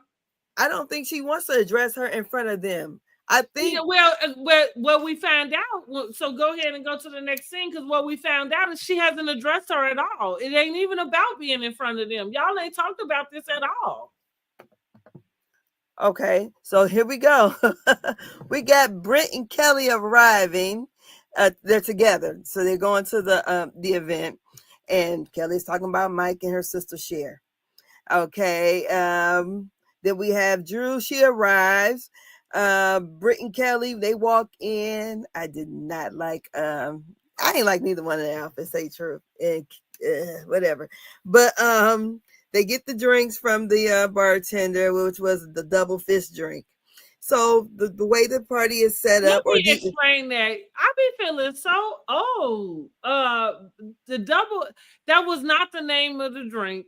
And I think it was something else on another review. I think the Kempire thought that that was his way of like flirting with them. And so it was, and maybe because people got this, I don't know, maybe double fist means something else today. But double fisting means you have two drinks, a drink in this hand and a drink in this hand. That's all. So, and most bartenders, if you go to a bar and if you order two drinks at the same time, like a drink and a beer, somebody is double fisting. You double fisting tonight? You know, like that's what that's called. I just honey, wanted to get you're that speaking off to a my person chest. who don't drink, so Huh? it went Oh over yeah, my head. that's So, what I said. and Like I I didn't just think wanted to nothing about it. get I off just my thought it chest. was the Because name. I saw people talking about surrounding the double fisting. I'm like, damn, are you people like what? You ain't been nowhere, ain't been to college, ain't been to a bar, and I know y'all didn't order more than one drink at the same time. But yeah, but double fisting is having a drink in each hand. I think they And were usually already. that mean a person might be drink. So like, and that's what I say. Like you go to a bar, if I think I their minds was in the gutter. That's why, uh, Kelly. I think their minds were in the gutter. clearly, yeah, Because well, clearly, yeah, that's what I say. Because clearly, double fisting might have a different meaning today. You know what I'm saying? Like I don't, but that's what everybody was on there, and it's like, what? Like, I no, that think man because was not flirting with them because yeah, that's what they were saying. She was like, "Is that the name of the drink?" And he like, "No." He literally said, "Which no, it's not the name of the drink." He say, "Oh, you double fisting because she picked up two drinks." yes, well, I think But they she already didn't came even in. know what she meant by the stretch marks around her mouth. So But she Brit came is in not there that looking like bright. she's gonna be a porn star to me. She did. Brit is not that bright.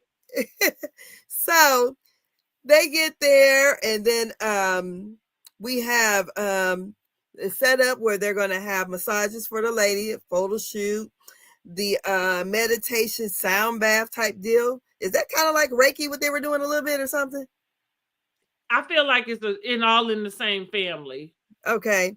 And then Drew makes the comments about the sheets and that she don't do promos for free. There's no contract and all this Oh kind of stuff. my God. Here go Drew with her delusional She said ass. that she Like, so Drew, wait, let's stop right there.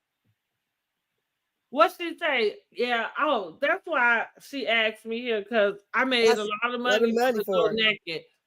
B. Girl. Like, who? Where? Like, girl, if you was making a lot of money for the thing, you think that girl would have terminated your contract? Girl, And what she would have been getting unemployment. Come on how, now. She got unemployment. what So the, I don't know when the Go Naked contract well, because of what Drew does, so that's y'all girl, crazy. she only got $4,000 We on it. gotta put on our thinking caps, y'all. Put your thinking caps on. Y'all know that Drew is she is an actress and she is a singer. And while we don't know any of her stuff per se outside of that, I'm saying to collect. If she's collecting unemployment, she's not collecting it from Portia. That's not how brand deals I know work. this. No, I know she was a contractor. I'm saying if she was making so much money, it's for this brand that she wouldn't have to have drawn unemployment. Is what I'm saying. Not Okay. the $4,000. I'm just saying that if she was making, because unemployment aside, if she was making that much money for that company, Portia would not have terminated your contract. Like that, we don't even have to go no further than that because you're talking about somebody who is basically in the same position you in, which y'all need to get out here and work. So you probably wasn't bringing her in that much money, maybe a little bit, but I like Drew, I'm not here for it. Like, no, you, if anything, you should really be thanking Portia because she just upgraded you. You want to act like you upgraded her business. Like, girl, go back in the hole you crawled from because it's not fucking true. Like, it's not true. Because I don't see Drew proves herself to be more delusional every time she opened her mouth. Like talking to your therapist about a fucking rumor, and you are a grown ass lady. About a rumor on a reality show at that. This what bury this show. Like Girl, she only got the therapist because she on the hoes. Who is this hoe? I can't with Drew. I cannot. Shamia is just like Portia. I see, and that which would lend itself to how they was able to be friends for so long. I said that before. Like for somebody else, even though it can look lopsided to us, if they've been friends that long, it has been mutually beneficial for the both of them. I don't give a shit what that means. Who gave what? Whatever anybody was giving and getting, they was happy with it.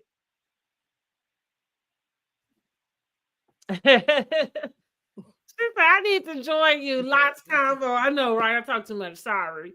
My bad. But yeah, like I was, and so I do think that it's more of the girls, and that's why I say I do think it's just more of Shamia. I am putting that part on her, and again, I'm not. That doesn't leave Portia without blame. But I'm just saying, I think Shamia is the one that broke the code. She's the thirstiest to break the code. Portia almost know that she don't have to give them anything this year. She really don't. They're more than likely gonna ask her back. The reason why I say that she not coming back, I think it's gonna be a her thing. I don't think she feeling this shit. You know what I'm saying? Like, and she is kind of looking like the coming in as the underdog, but maybe she felt like she should have been the top dog. You know, so that's the reason why I'm thinking she won't come back. But yeah, Shamia is the problem. Yeah, she can play it. I hate that manipulative shit. She can play it, go talk to whoever will listen about anything else. But as soon as you going into something about some 10 years ago, you are the fucking problem. Like you are the problem. And I pointed that out, whatever episode that was, when she got on that bus and went to the back of that bus and started crying about some lady sending her a text about her ex-husband that was beating on her 15, 16 years ago. I knew it then. She is a scary friend. After everything Portia done, y'all forgave each other, had babies, got married. Now, I don't know exactly what Portia done for her, but maybe maybe we'll find that out. So do you think that, so you believe that, or think that Angela and Kelly. No, I'm Angela and Shamia, when they were having the conversation, that Shamia was the one who brought up, because Shamia said those words did not come out of her mouth. She said everybody already knew that Portia did not come to her wedding, and they had already worked through it. So what I think happened, I feel like there's always a little bit of truth in everything. Shamia, I think on Watch What Happens, I think said that she was talking to the girls. So what's being presented as she's come to me in this distraught way, you know, like to talk to me about her friendship with you. Like that's the way it's being brought to Portia. I don't think that's the way it happened. I think the way it happened is what we keep flashing back to, which is they had a scenes and they all sitting around and they're asking questions. So going back to what I said, that's why this Real Housewives of Atlanta just really needs to be done, because of course Kelly and Angela would know that Portia didn't go to that wedding. To Shamia's point, it's been 10 years ago. If you've been watching the show, if you know either one of them, you more than likely know that information. You know what I'm saying? So would that be a question somebody just meeting you and trying to get to know you in this atmosphere would ask you? Yes. You know what I'm saying? Like, yeah, I don't think that Shamia sat down with them and offered that information to them. it was asked to her. I think the issue comes in where, like I said, she said it on Watch What Happens. Because remember, this, even though she's been on the show, she hasn't been to the forefront. So all of this other stuff is all new to her. She don't know how to go and talk to Andy and maybe not say certain things to keep up what she needed to, to keep up. But she literally said it out, out her mouth, is that then they start to return back. Well, didn't that hurt your feelings? And now you got baited. That's basically what it is. You got baited. So now you in this conversation. And again, it does feel like a betrayal, because now you're in this conversation with people you barely know, and you are discussing, the ins and outs of your friendship with me in a way that allows them to twist it around. So that's what I think we saw. Why Shamia Morton is pressed right now was a friend RHOA. Well,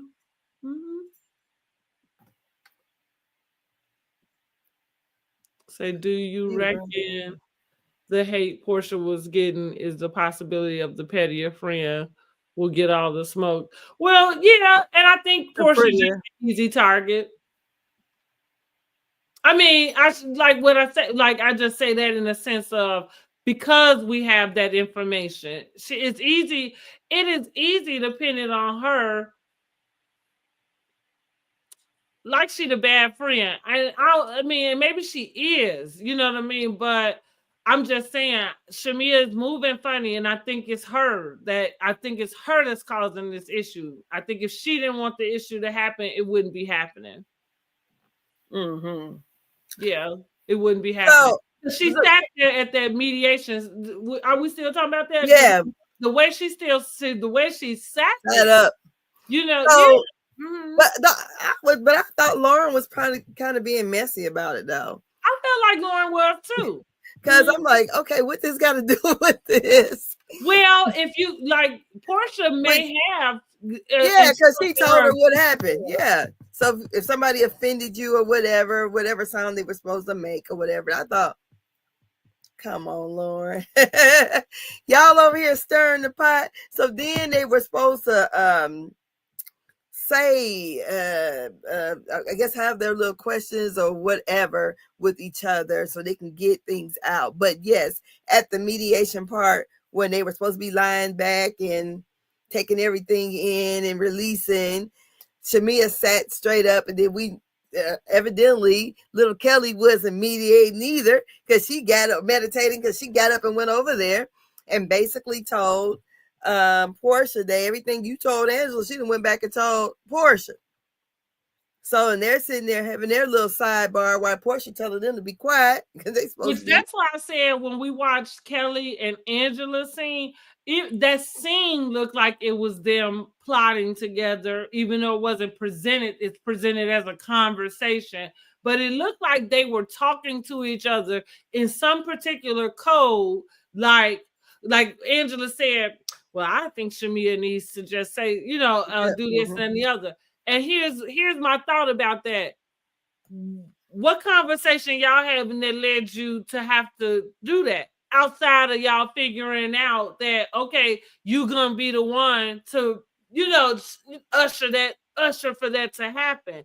That's what I saw. Because it ain't no, like, I don't remember Kelly asking you what you thought Shamia should do. I don't know why that came out your mouth. So, and then we get to that part, I thought it was interesting that it's y'all two talking, you and Kelly. Yes. I said them the two working. They were the two working, and they stirring the pot over there. And I'm like, okay, so we got Kelly over there in Shamia's ear, and we got Angela in Portia's ear. Basically. And then Angela thinks Portia needs to speak up for herself. And then here goes Britt. Say it, Portia. Say it, Shamia. And I'm like, yeah, like they in church or something, like she getting ready to give a testimony. That's right. But you know what? Britt, even though she another, that's what Contessa do. Figure out a way, because honey, we wouldn't even known you was there. So I guess you just had to figure out a way to get in the conversation.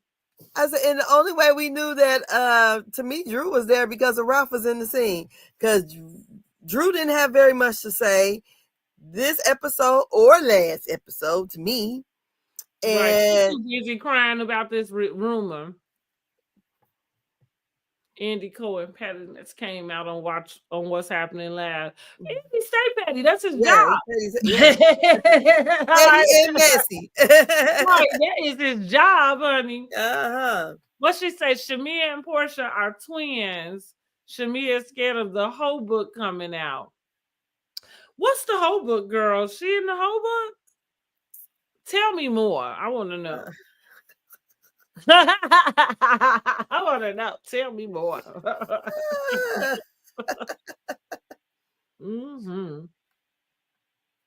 Be careful, Shamia.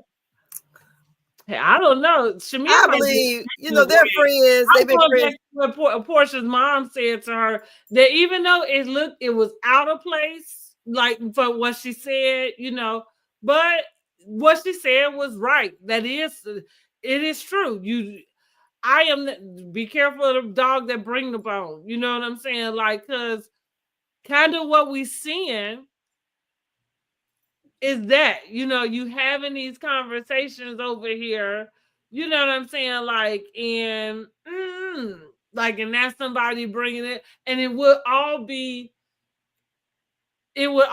over if they talk to each other. Yeah. Shamia ain't innocent. She been partying with Portia for 20 years. Oh, well, that's the point. That's the point. And birds of the feather flock together. But from her appearance on Watch What Happens Live last night, Shamia ready to get it started, honey. She looked dead in that doggone camera and said, basically, she said their friendship is over with for the most part. Yeah. But I would imagine, if we going back to the whole book, I'm pretty sure, their friends, they both know shit on each other. Point blank. They did all the whatever, because they ain't in their 20s no more. They're in their 40s. Right.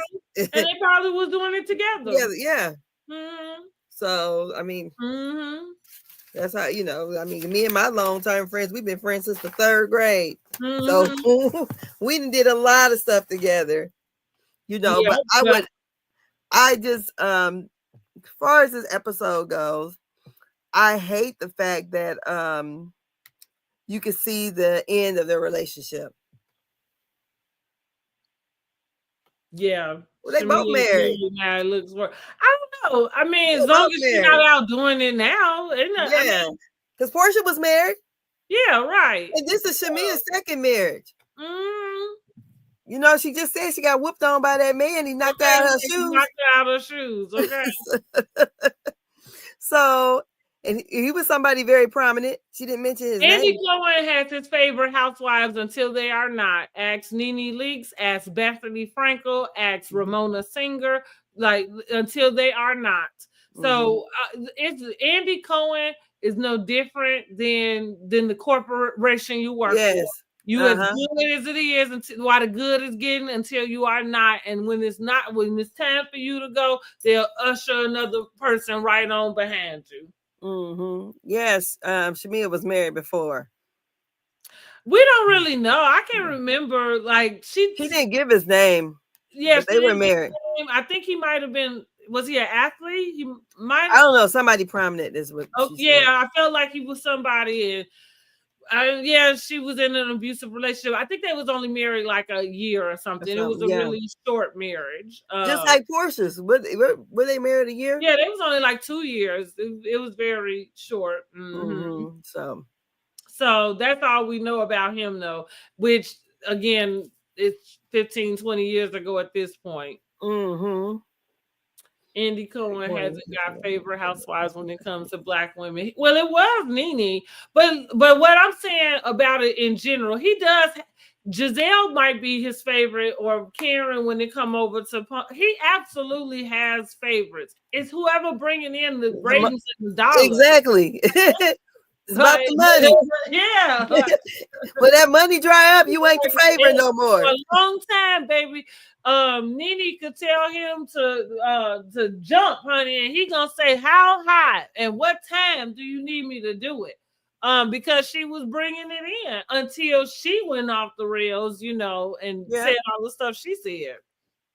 It's Shamia's first marriage. He has money and well known. Right? Yeah, something like that. Mm-hmm.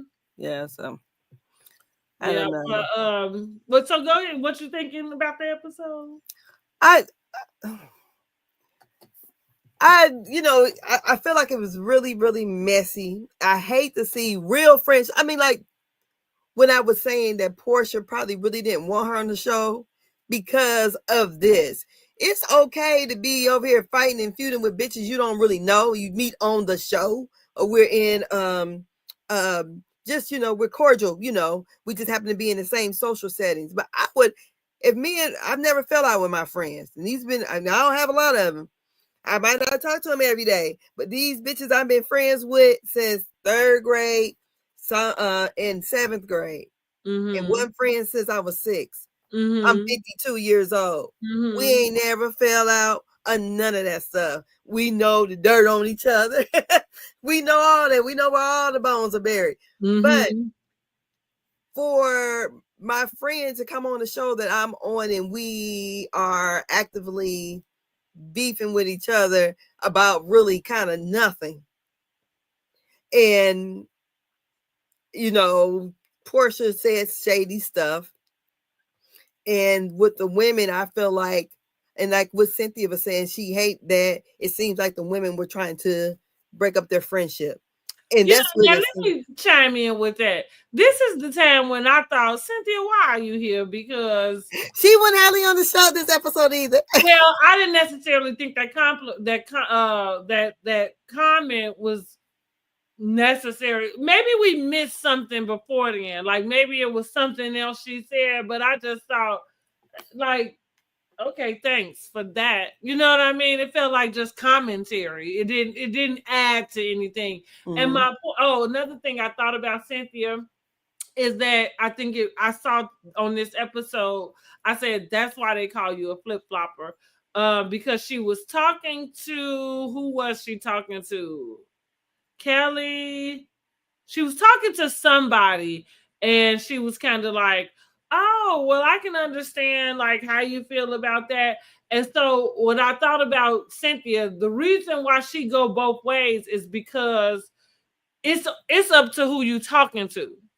You know what I mean? Like if I could talk to somebody, it could be my friend. You can tell me the scenario or what have you. Even as a friend, like if I have to be like you say, well, tell me what you think about this. And, is this okay or whatever? And I have to say like, well, like maybe, like I got to give it to them. Like, yeah, no, that's not cool. As opposed to like, well, no, I understand what you mean. And yeah, like you okay to feel that way. It's like, no, if you tell me the story and I'm like, yeah, no, you tripping, I'm going to let you know you tripping. Cynthia is not able to do that. And maybe it's because they're not real friends. Maybe she just kind of like, I'm just here to be on the show.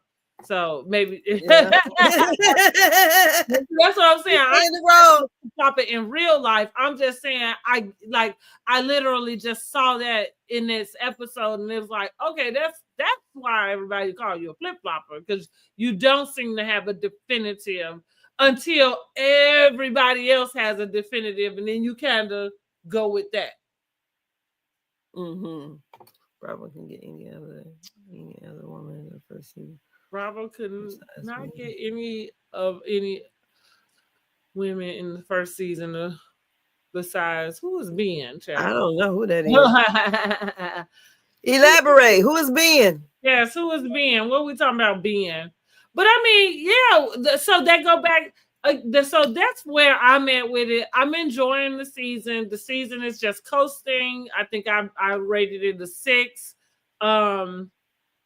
Maybe, and like 10. I said, I almost can start a campaign to let's just go on and let's put the stake in this. Get ready to bury it on in the ground.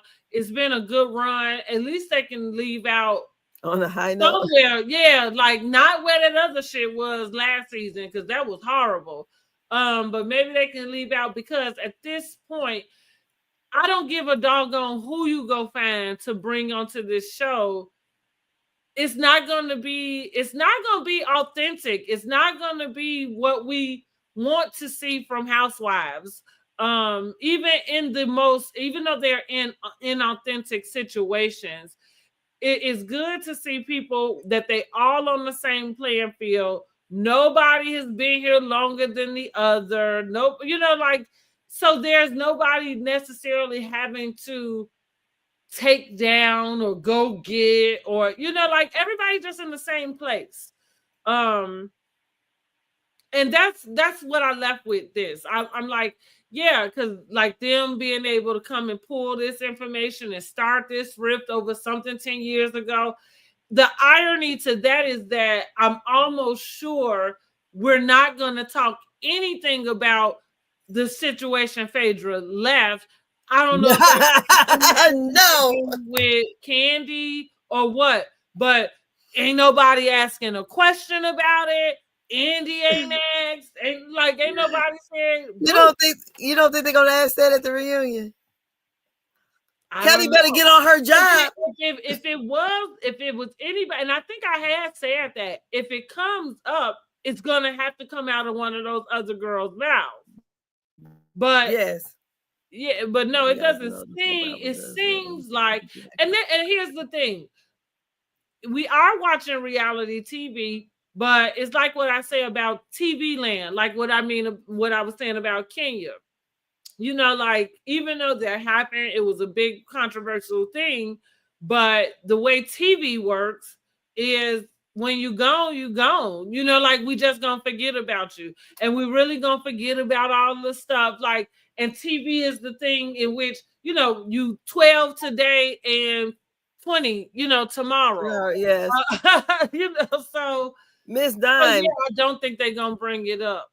Miss Dime, the ratings aren't the same. That's why they don't pay like they used to. They're not, things are different. We're in a different time. People are streaming. They don't have the same amount of views anymore. So that's why. Well, I do think that. I think budget is budget. Yeah. I feel like they probably could have paid. If they had OG, so I think there's like an underlying rule. Most of the housewives, I think it's like the first to 3 seasons, like, and you can tell if you pay attention to what they look like. Going back to Drew, like you can tell. This is the first season. She is actually going to be collecting a decent paycheck. She was getting like a little few twos and fews here from the other seasons, because when you're a new wife, you like lowest on the totem pole and you don't know if you stick around. So most new housewives are not coming in making the same as what the other ones are making.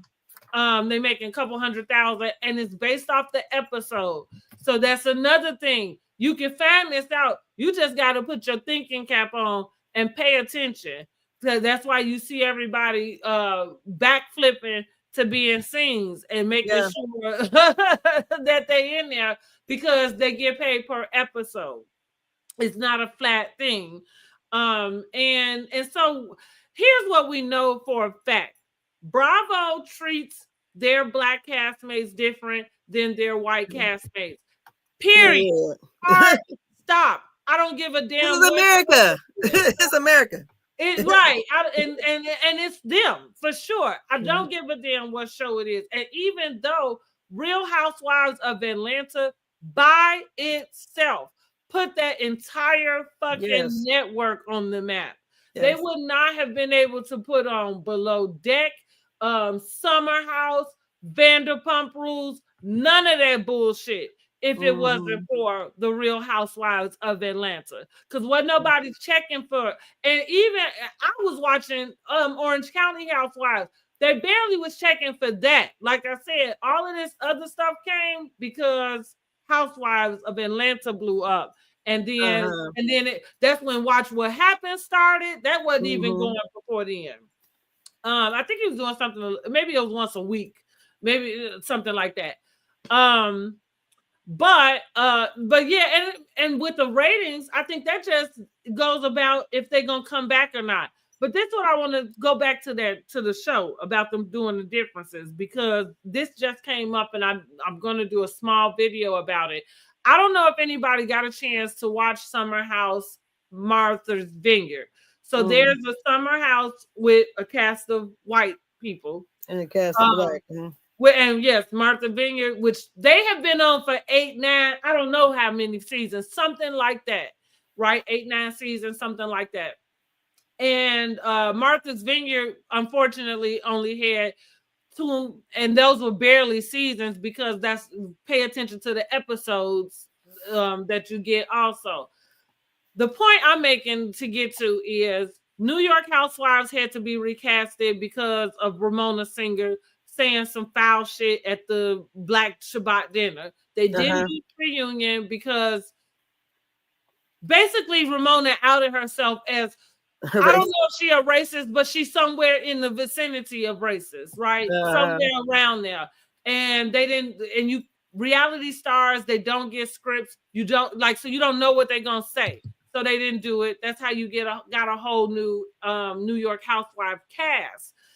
Ramona Singer just posted a picture of some petty person.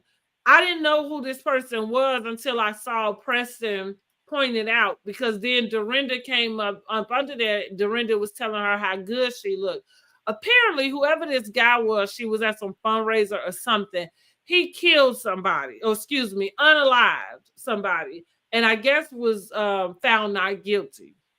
Okay. So everybody gets in the comments and, you know, like they are basically outraged and flabbergasted. And so that's what, and so Martha's Vineyard, like I said, they have been canceled. And so one of the guys, Preston, which he had always been an advocate, is not something he wasn't doing. Oh, they're canceled. I didn't know. Okay. Yeah, they got canceled. And so he just pointed out, you know, that these are the state, like, even after they canceled New York Housewives, all they did was plan a girls trip for them. And they had Luann, Ramona, and that just go on a girls trip, which is felt like you didn't punish her at all. You cleaned up New York Housewives and got rid of Ebony, but you kept this person who, you know, probably should never have been let back on the network again. So I brought all of that up just to say that it is so apparent to any of us that really are like Bravo holics. If you're a Bravo holic, it is evident that they do not treat their black shows the way that they treat the other shows. Married to Medicine is an example too. They don't even get the same type of budgets and stuff. I don't even think, as a matter of fact, speaking of Married to Medicine, they had the nerve to have the people from Southern Charm.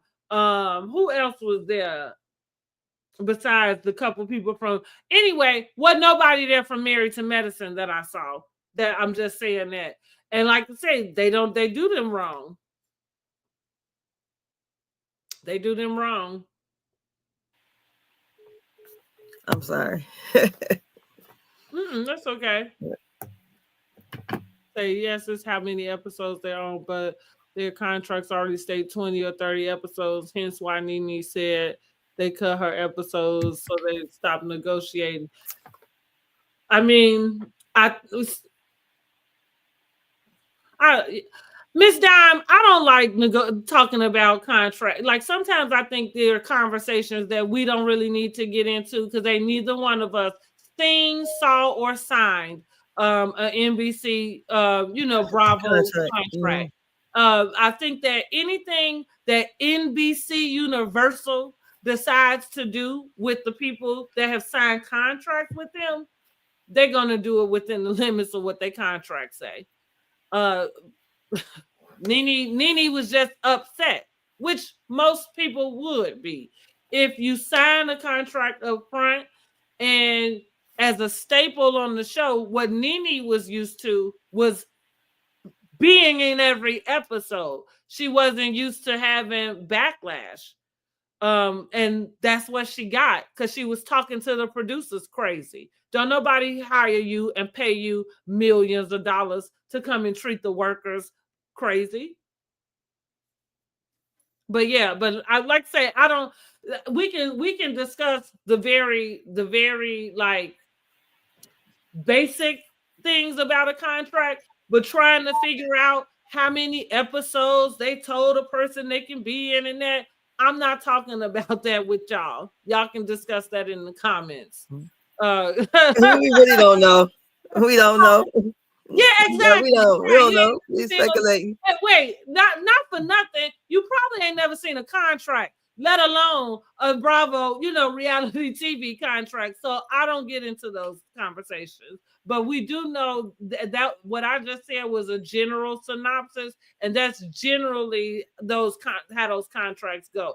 Also, with the addition, which we talked about, that if they had a businesses, that's that Bethany clause, because she came on and made $40-something million from New York Housewives. Mm-hmm. And so they added a clause that said if those people put their businesses on there, they have to pay them a percentage. Mm-hmm. of what their revenue is, i.e. Portia putting Pampered by Portia on them. Because it is advertised, like in the grand scheme of things, it's advertising that you don't want to pay for real. Like the best thing to do is fine, get them a cut and go and put your business up on this show that's, pumped out everywhere. Mm-hmm. New York Housewives, even OC, have sued Bravo and kept them on the network after. All right, Miss Dime, because I don't know. It's beyond my scope. That's beyond my scope of knowledge here. But that's what I mean. I don't even know who she's talking about, because Bethany and Nene got together. They don't fuck with Bethany. They ain't been fucking with Bethany for a long time. And that's why, because she went on that. Same thing, Brandy, because I don't even think we're gonna get to see that ultimate girls trip. Brandy and Caroline and a couple of the others was on, but Caroline ended up accusing Brandy of like some sort of inappropriate behavior. She took that to Bravo. They don't mess with Caroline, so I don't know. I don't know what you're talking about. But again, we're clear on the fact that they do treat them different. Mm-hmm. That's clear. There's no question about that. No question. So what do you so you say you rate this? Okay, Miss Dime, would you rate this episode then? Yeah, what would you rate the episode this week? Did you Andre?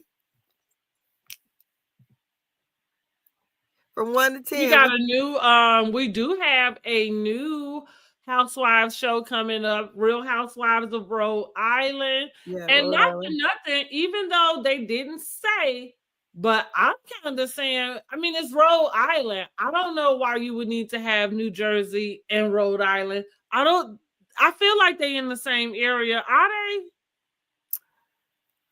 Maybe the culture is a little different.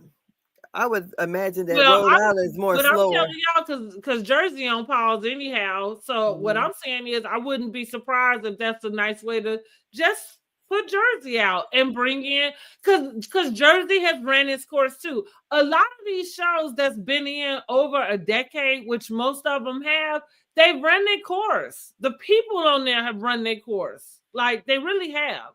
And it's no point in trying to add newer people on with the old people, like it. But what we saw with New York, the first season with that all cast, it worked. But the second season, it was just like, ew. So that's why I'm kind of at the point where if y'all like, just usher a new city in, let us get a new city, new people, new all of that, and we can go ahead and usher the old people out. What city? Retire. What city? What city? What? You said usher in a new city. What city would you like? Like I would watch Rhode Island. Let's think about. Honestly, I don't know what city, because like Salt Lake City. I remember when they announced that they was gonna do Salt Lake City. I'm thinking to myself, what bunch the of hell is Mormons. going on in Salt Lake City? Right? Mormons. Like, and turns out it's a whole lot of shit What's going on down Yeah, there. exactly. Turns out, who the fuck knew? Right? So I'm just saying that I'll leave that to the people who do it. You know what I mean? Like, I'll leave that to the people who do it. Because again, Salt Lake, like it can be a city in which maybe it's off the cuffs. Maybe it does introduce other people to, you know, to that. Like again, so the only thing I knew about Salt Lake City was like that's where all the Mormons were. Yeah, I didn't even know Mormons was, it was ignorant. I didn't necessarily know they was everywhere else. I thought they was all right there. No, they come. That's what I'm saying. This is doing ignorant. nothing. Like it was ignorant, but for real. Like I thought that was kind of in my mind. I literally, because I used to hear the commercials like, what is it? The Jesus Latter-day Christ, the Latter-day Saints. I didn't know that that's what they were. Like, You know, Gladys Knight was Mormon. Yeah, that's what I'm saying. I didn't know that that's what they were. So I just thought it was just a different, like Catholic, Baptist, you know what I'm saying? And I mean, essentially it is, but because it was called more, like I didn't get the word association. And yeah, I thought I knew that was in Utah. So I thought anybody that was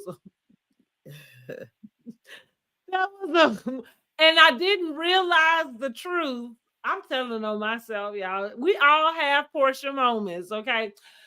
I realized the truth when I moved to Indianapolis because this is where I run into the most people, like personally, who are like my kids went to school, you know, with kids who and was doing their missions and stuff like that. So that's what I was like. Almost like I thought I was like, he Mormon? Yeah, because they didn't let blacks in until the 70s, honey.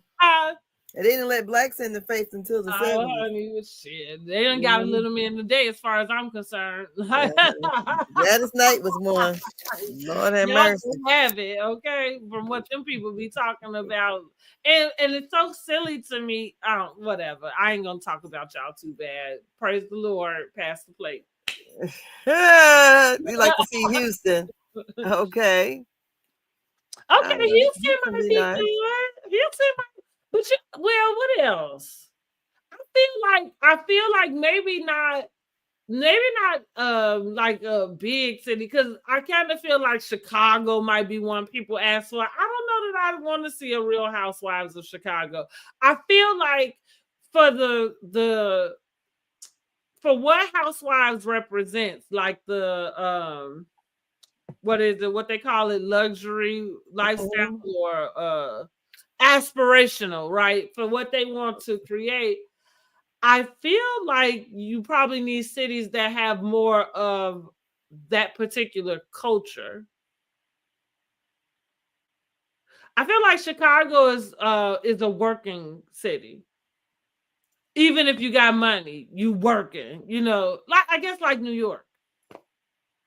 Like that was one of the housewives. Like basically, they all worked outside of, I think Luann didn't.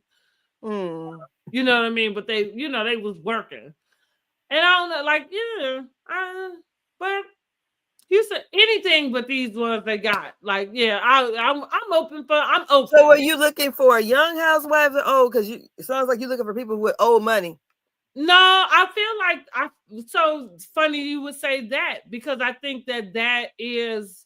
I think that's the demographic for this show.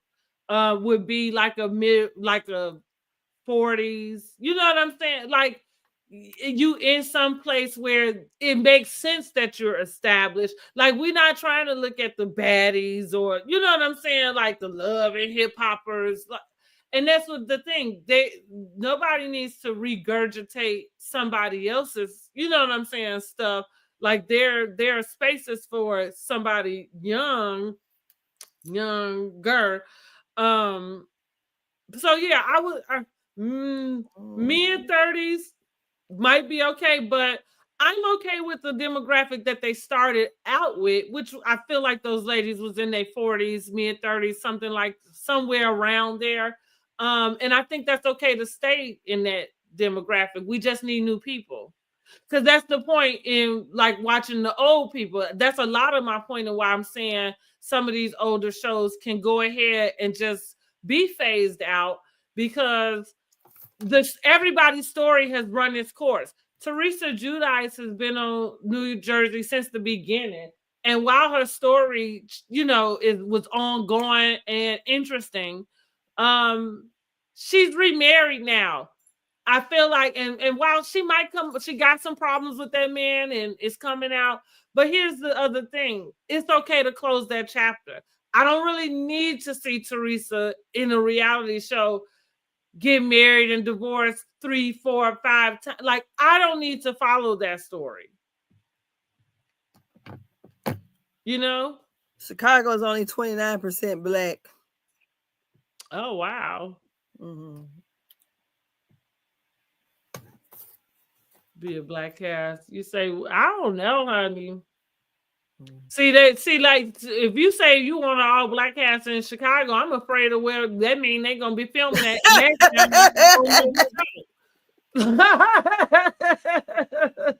It might need to go on Zeus, right? I don't know, but like I said, I am open. I'm open to some fresh or some new. Like I said, I hated that they got rid of Summer House Martha's Vineyard. It was such a breath of fresh air. And because I watched the other Summer House, I watched those, but I always like looking at something that I can at least relate to and aspire to. And see, like the point of Summer House is that they share a vacation home. Yeah. And so they go, in vacation throughout the year, which I would aspire to share a vacation home with somebody and we had somewhere to go every time the holiday came or you know what I'm saying? Woo. But yeah, I'm open. I'm looking forward to so they got 5 new shows coming out. Wife swap seemed like that's gonna be kind of a good thing. We and like the Rhode Island Housewives, we talked about that, and it was something. Oh, so you probably never did watch Shaza. Shaza Sunset of Shaza. I've seen a couple episodes. Okay, did I say it right? I can't remember. I don't know. What it was. It's them people. But it's funny that they are basically bringing the show back out, but they calling it something different. Oh, really? It's gonna be MJ, Gigi, and so it's like a spinoff. Okay. Right, that's what I said. They calling it something of Persia, something like that. But it's like, basically Shaza Sunset, like because you got the same 3 people in there. Like, okay, girl, okay, boy, whatever. So yeah, that's all. And the reason I've just looked up the population of blacks in Atlanta, it is 46.7%, and that's why you have the demographics of all black, because that's considered like the black Mecca. I remember when that's what I mean. I know that they have been. Mm-hmm. And I think what the blackest city was isn't Detroit DC or Washington DC called like the Chocolate City? Washington DC was the Chocolate City. Okay. Mm-hmm. So a lot of I know another YouTuber was talking about why they're having a hard time of getting people like into Potomac to do, especially with the affluent people in Washington DC, because most of them hold different government clearances. Well, so exclusive. Did anybody ever watch The Real Housewives of DC? They had 1 season, and on that show, them people snuck into the White House State Dinner. That is the reason why. I remember hearing about that. Yep, that's the reason why they only had 1 season. And so Potomac, I think, was a way to kind of get that, you know what I'm saying, but without being in DC. But yes, them people right on the cameras. Really? I've never watched the show. So what was the cast made up? It was horrible. It was horrible. Also, yeah. Look, also, but and look, not for nothing, y'all. It was so horrible. I don't even think you can go find that nowhere. And you can find Dallas, because Dallas was bad too. But like, I don't even think you can find Real Housewives. If you can find it, it's gonna probably be on Tubi or something. Like it ain't. It's not on. It is not on Peacock. So this was a Bravo. Yeah. Show? Wow. Yeah. The Real Housewives of DC was one of they. Yeah. It's not even on Bravo either. Wow. I cannot find that shit. They have erased that shit from. What was the cast makeup of that show? I can't even remember, honestly, because it was. Who was it? I'm pretty sure it was Obama that was in office, and I'm trying to think if I can't even remember if it was his first or second term. Like, I can't remember. It might have been first term. I'm trying to. These are black people that snuck into the. Oh, I was going to say. Yeah. Girl, stop talking about when I went to Washington, D.C. and seeing them cops around there. I'm like, but like I said, and nobody that I remember on there was somebody that like I remember knowing already. So I can't really remember. Let me see if I can Google. I cannot remember like the names. Mm-hmm. Okay, and it said New Orleans is the second blackest city. Which that makes sense. Potomac is on life support. Oh, wait a minute. It say now on Google, it say you can watch it on Peacock. So it might be on there, y'all. I know when I looked for it before, it wasn't on there. Now that might have been a while ago, because that's what I had said it then. I said, yeah. They said, we finna get rid of this. Let me see. When did it come out? 2010. Okay. First term. 2010. Let me see if they're gonna have, if I can see who the cast people were. Somebody named it must have been Michaela. Then we had Mary Schmidt, something like that. Stacy Scott Turner, Catherine, I can't pronounce, O'Mani, Linda. And even these names, as I'm saying it, they are not ringing no bells. I mean, it was 15 years ago. And like I said, it was one season. So the highlight was these people sneaking into the state, the state dinner. Girl, I was gonna say, I know ain't no black people that did that kind of mess now. Right. Oh my goodness. I mean, but even for them, like again, they the reason why the damn thing got canceled, because even that and at that particular time, like today, I think people like let you feel entitled that way. But then they like who the hell? Just like them people at the Capitol, I bet that wouldn't have happened back then, but whatever. I digress. We're in a whole new time, right? That's what I'm saying. Like that shit wouldn't have went down like that. Whether it was the same people, it still wouldn't have went down like that, because it was a whole nother day. And that's what I'm saying. Like it was more so. No, they didn't like that. That was a disrespect to go and sneak into something like that, knowing you wasn't supposed to be there, and you got these damn cameras with you. I wonder. So they didn't know about it until it aired? Is that what happened? Well, I feel like no, they knew about it. No, I'm talking about, did they get put out? Filming. They had to know. No. As we watching it, we're knowing that they don't have what they need to have to get in there. What I'm asking is, but they didn't get kicked out or anything. I don't did they? Okay. Seems like they would have went to jail. I feel like maybe they didn't get all the way in. Maybe they didn't get all the way in. It was like it was craziness. It was craziness. I can't remember if they got maybe they didn't get in and they had to come back out or something. It was just some crazy shit. Okay, because I was Crazy. like, Yeah. you have to have all kind of security Right, clearance. yeah, that's what I'm saying. It was, and like I said, I can't remember the detail. Like that part, that's what I'm like, well, maybe they was trying to sneak. I thought they had actually got in the room, but so maybe they got kicked out. Maybe it was kicked out because I thought they actually had got into the dinner. Wow. Like actually got into the dinner. Wow. And again, I don't know how, you know, but it was crazy. Somebody had to know somebody. Potomac is on life support and being saved by Andy, the doctor.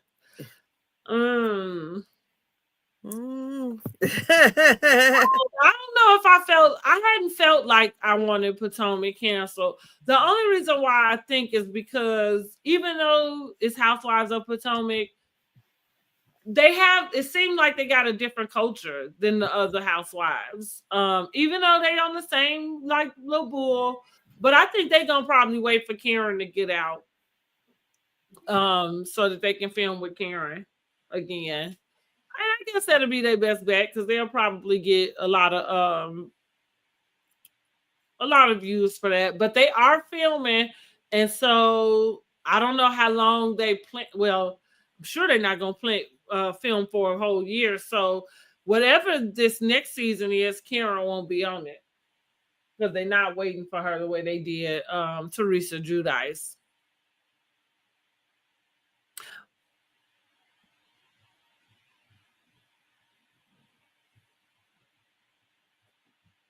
Mm-hmm. But I feel like Atlanta has run its course in general. I don't want to see any of the OGs come back. It can Nene, none of them. I am like again because I think that all of these housewives, the story is told.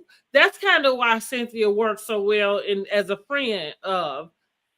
Because it's okay, even though she, got the divorce from Mike Hill, and even though she's dating, because we've already seen her in that space, we don't need to see it again. I mean, unless y'all just really bored, I guess. But for me, I don't need to keep watching her do that.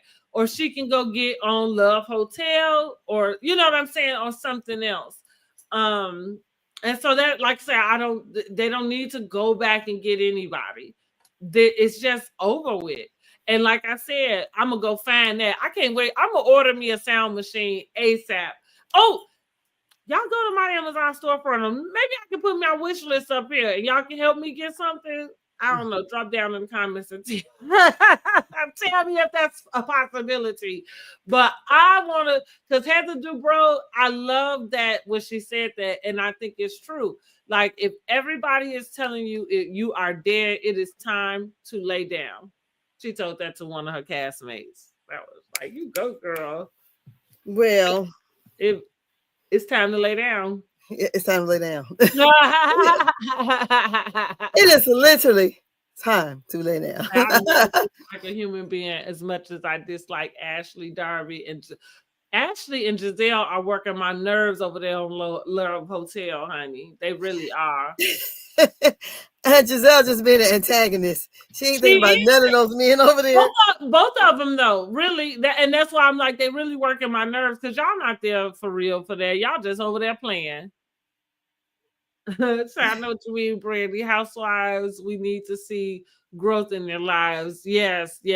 We've seen all the exactly. Yeah, right. I don't need to keep get a new group. Like let's bring a fresh group in here, And like I said, they can go do ultimate. It can be couples therapy. What's the other one? They go over there in the house. Boot camp, marriage boot camp. It's a plethora of stuff for them to move on to, and I still watch it. Look, so I still watch them. But it's nice. Miss Dane said we don't want to see growth, but it seems like when the people don't have drama, people are saying it's boring. Well, I think she was just agreeing in the sense of like how I was saying about it being a cycle. So like Cynthia. Cynthia got married. She got divorced from Peter. Then we got to see her date, right? We met her already attached to Peter, you know. So we got to see her date. She met Mike. They got married. So my point is, her coming back even as a full-time housewife this year wouldn't make sense, because what we going back to? Watching her date again? We just saw that. You know what I'm saying? So, and like you say, it might create some drama, but I guess it just depends on what type of mind you have. You know what I'm saying? And I think there's spaces for that. Like I don't know how many people on here watching Real Housewives of Atlanta also watch Baddies. You do you? No. Okay, I don't think many of, right, because it's a different mind. But I'm just saying, when okay, I don't have to have drama. I just like to see the things that are going on. So if they're doing new business ventures, traveling, doing whatever, because it's supposed to be aspirational, right? But it seems like when they're giving all these different things that's aspirational, some people, because it's not enough drama, it's not messy enough, people don't want to watch it, is what I'm saying. Oh, that person is boring. I think you would have to. I feel like that's something that's easy for people to say, and I think that there's a portion of truth to it. There has to be something interesting, some form of dramatics, and I don't know if it always has to lead to a messiness, right? You know, because we just talk about sitcoms or something. It don't have. It can be lighthearted. It don't have to be like messiness. But again, if you're talking about looking at the same person, so that's what I mean. Nene, she comes back on now. I mean, okay, Greg passed on. That's what I mean. Her story as far as Real Housewives of Atlanta, for me, has been told. Now, can she go somewhere else and tell this next part of her life? Because I'm not saying that in the sense of like, well, you ain't got shit else going on and woo woo woo. I'm just saying it's, you know, like I said, in the world of a sitcom, at a certain point, a sitcom has just run its course. You've answered the questions. You've got to the goal of whatever it is we started out at. You know what I'm saying? Like, we got there. The Game is a good example. I never thought they needed to bring that back, right? Because once we got to the point where Derwin and Melanie got married, that was all we needed, right? Because that was what we had been watching this whole time for. I mean, and fine, it was cool to see what they would do about them getting back, but it turned out to be a flop. So that's kind of where I'm at with it. Like, it wasn't necessary in the beginning. You know what I mean? Because you actually completed that story. Girlfriends, on the other end, now this lady got on Sherry Shepherd's show and gonna talk about she would do the movie for $50 million. Girl, would you shit and put that on damn Tubi so we can watch the end of this? Y'all done had us holding on about this damn show for 20 years. Who said this? Maria Braca Akil. Okay. Yeah. She was on Sherry Shepherd's show. I'm about to post that for y'all too in the stories. Make sure y'all subscribe. $50 million. $50 million. Talking about that's the budget she want. I could have jumped through my TV screen. Like, what the hell is they gonna be doing? That's what I want to know, right? Girl, Joan gotta what the hell I want to know. Where are they gonna be going at, girl? Because, like I said, at this point, I will watch this on Tubi. I don't care how you get us a final something, but get us a final something, because that was bullshit. I can't even watch the last season of Girlfriends because of the way it ends. I get mad all over again, like that shit happened. Yeah, I'm kind of like Shamia on that. I get mad, like, and I know it's coming. Like, I know it's coming, and I'll be like, bring it in. Well, it's time to go. Bravo got so tired of the whole cast, they recruited a porn star in The Hobbit. And a Me Too liar, Phaedra. I know that's right. Yeah. But Phaedra, I don't know. Now they holding on to Phaedra for something. I don't know why.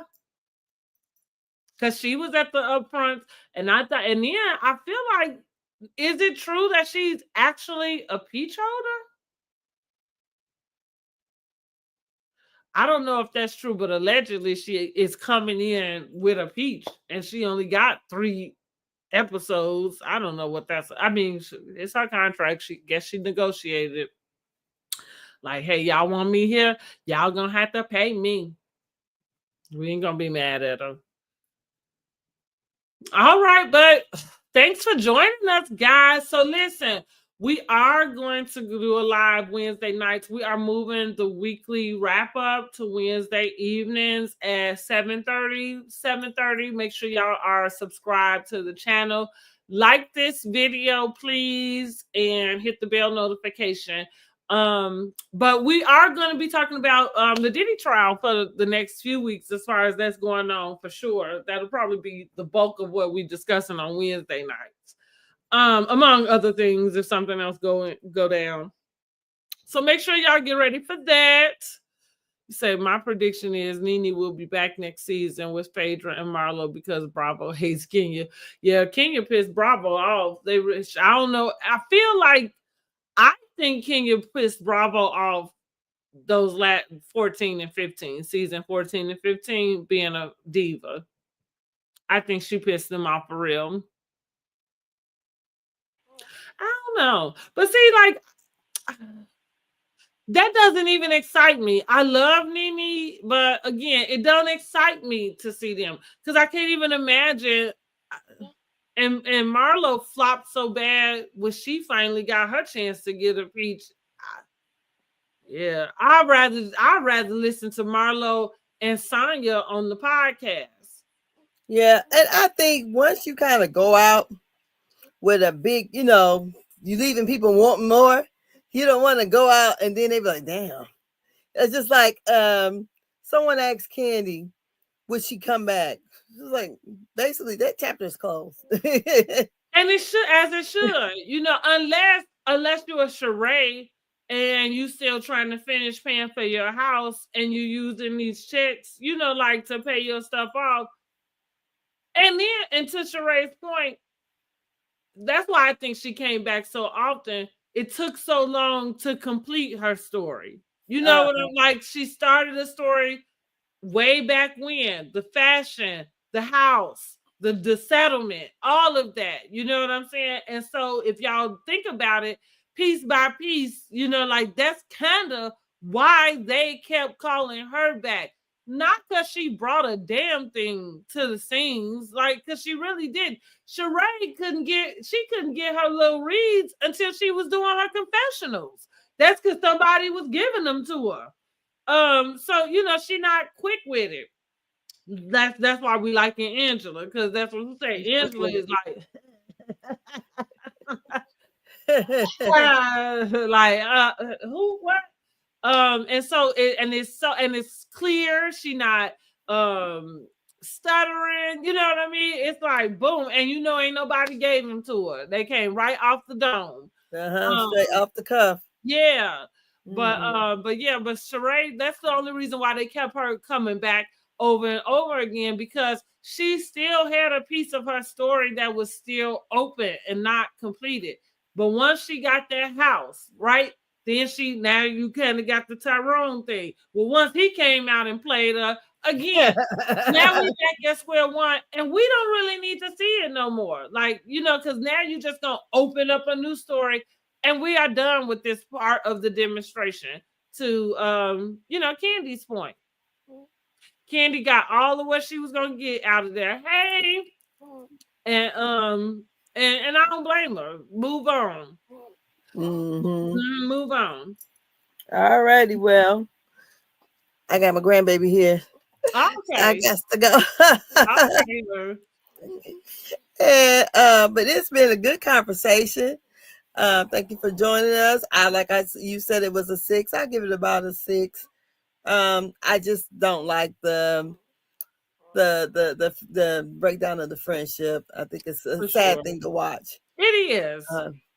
And especially for a long-term friendship It like is. that, if it would have been someone they just met on the show. Because as you see, Angela don't even know what Ralph looked like. She said in her mind, Ralph and Dennis is the same person. And they are, as far as the way that they move, which I think she's speaking about what she's heard about them. Yeah. Like, and they are, and she's right. Mm-hmm. So, Drew put it out there. She said she like a man with a certain type of physique.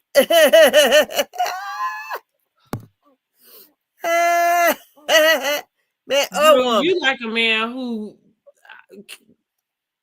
I don't even know, honey. Because I guess that's how you got with Ralph. It was just the physique because he sure didn't treat you like a damn thing.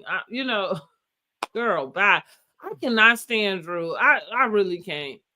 He blow me because he tries so hard. That's what I mean. It's like I like a man with a certain physique. Girl, that raggedy ass man you got in your basement, talk about his physique. If you don't get out of my face.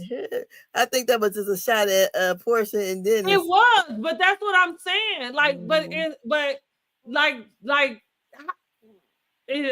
did that? Like, how you reading somebody, but you read yourself? Because that's a read on your own self. Like, clearly that's all you look for. Because again, this man don't seem like he worth a damn all in your damn basement while you got to go and hound him to pay $100 for the exterminator. Cut it out.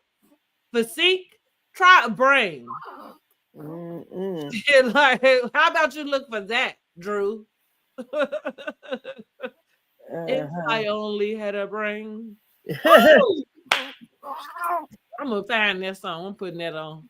Miss Diane needs to be canceled next. What Miss Diane do? Y'all canceling the lady. She ain't even part of the cast. What Miss Diane? All right, y'all. We gotta get ready to go. All right. Thanks for coming in with us. Join us on Wednesday so we can talk about the Diddy trial. All right. You guys have a great evening. Bye.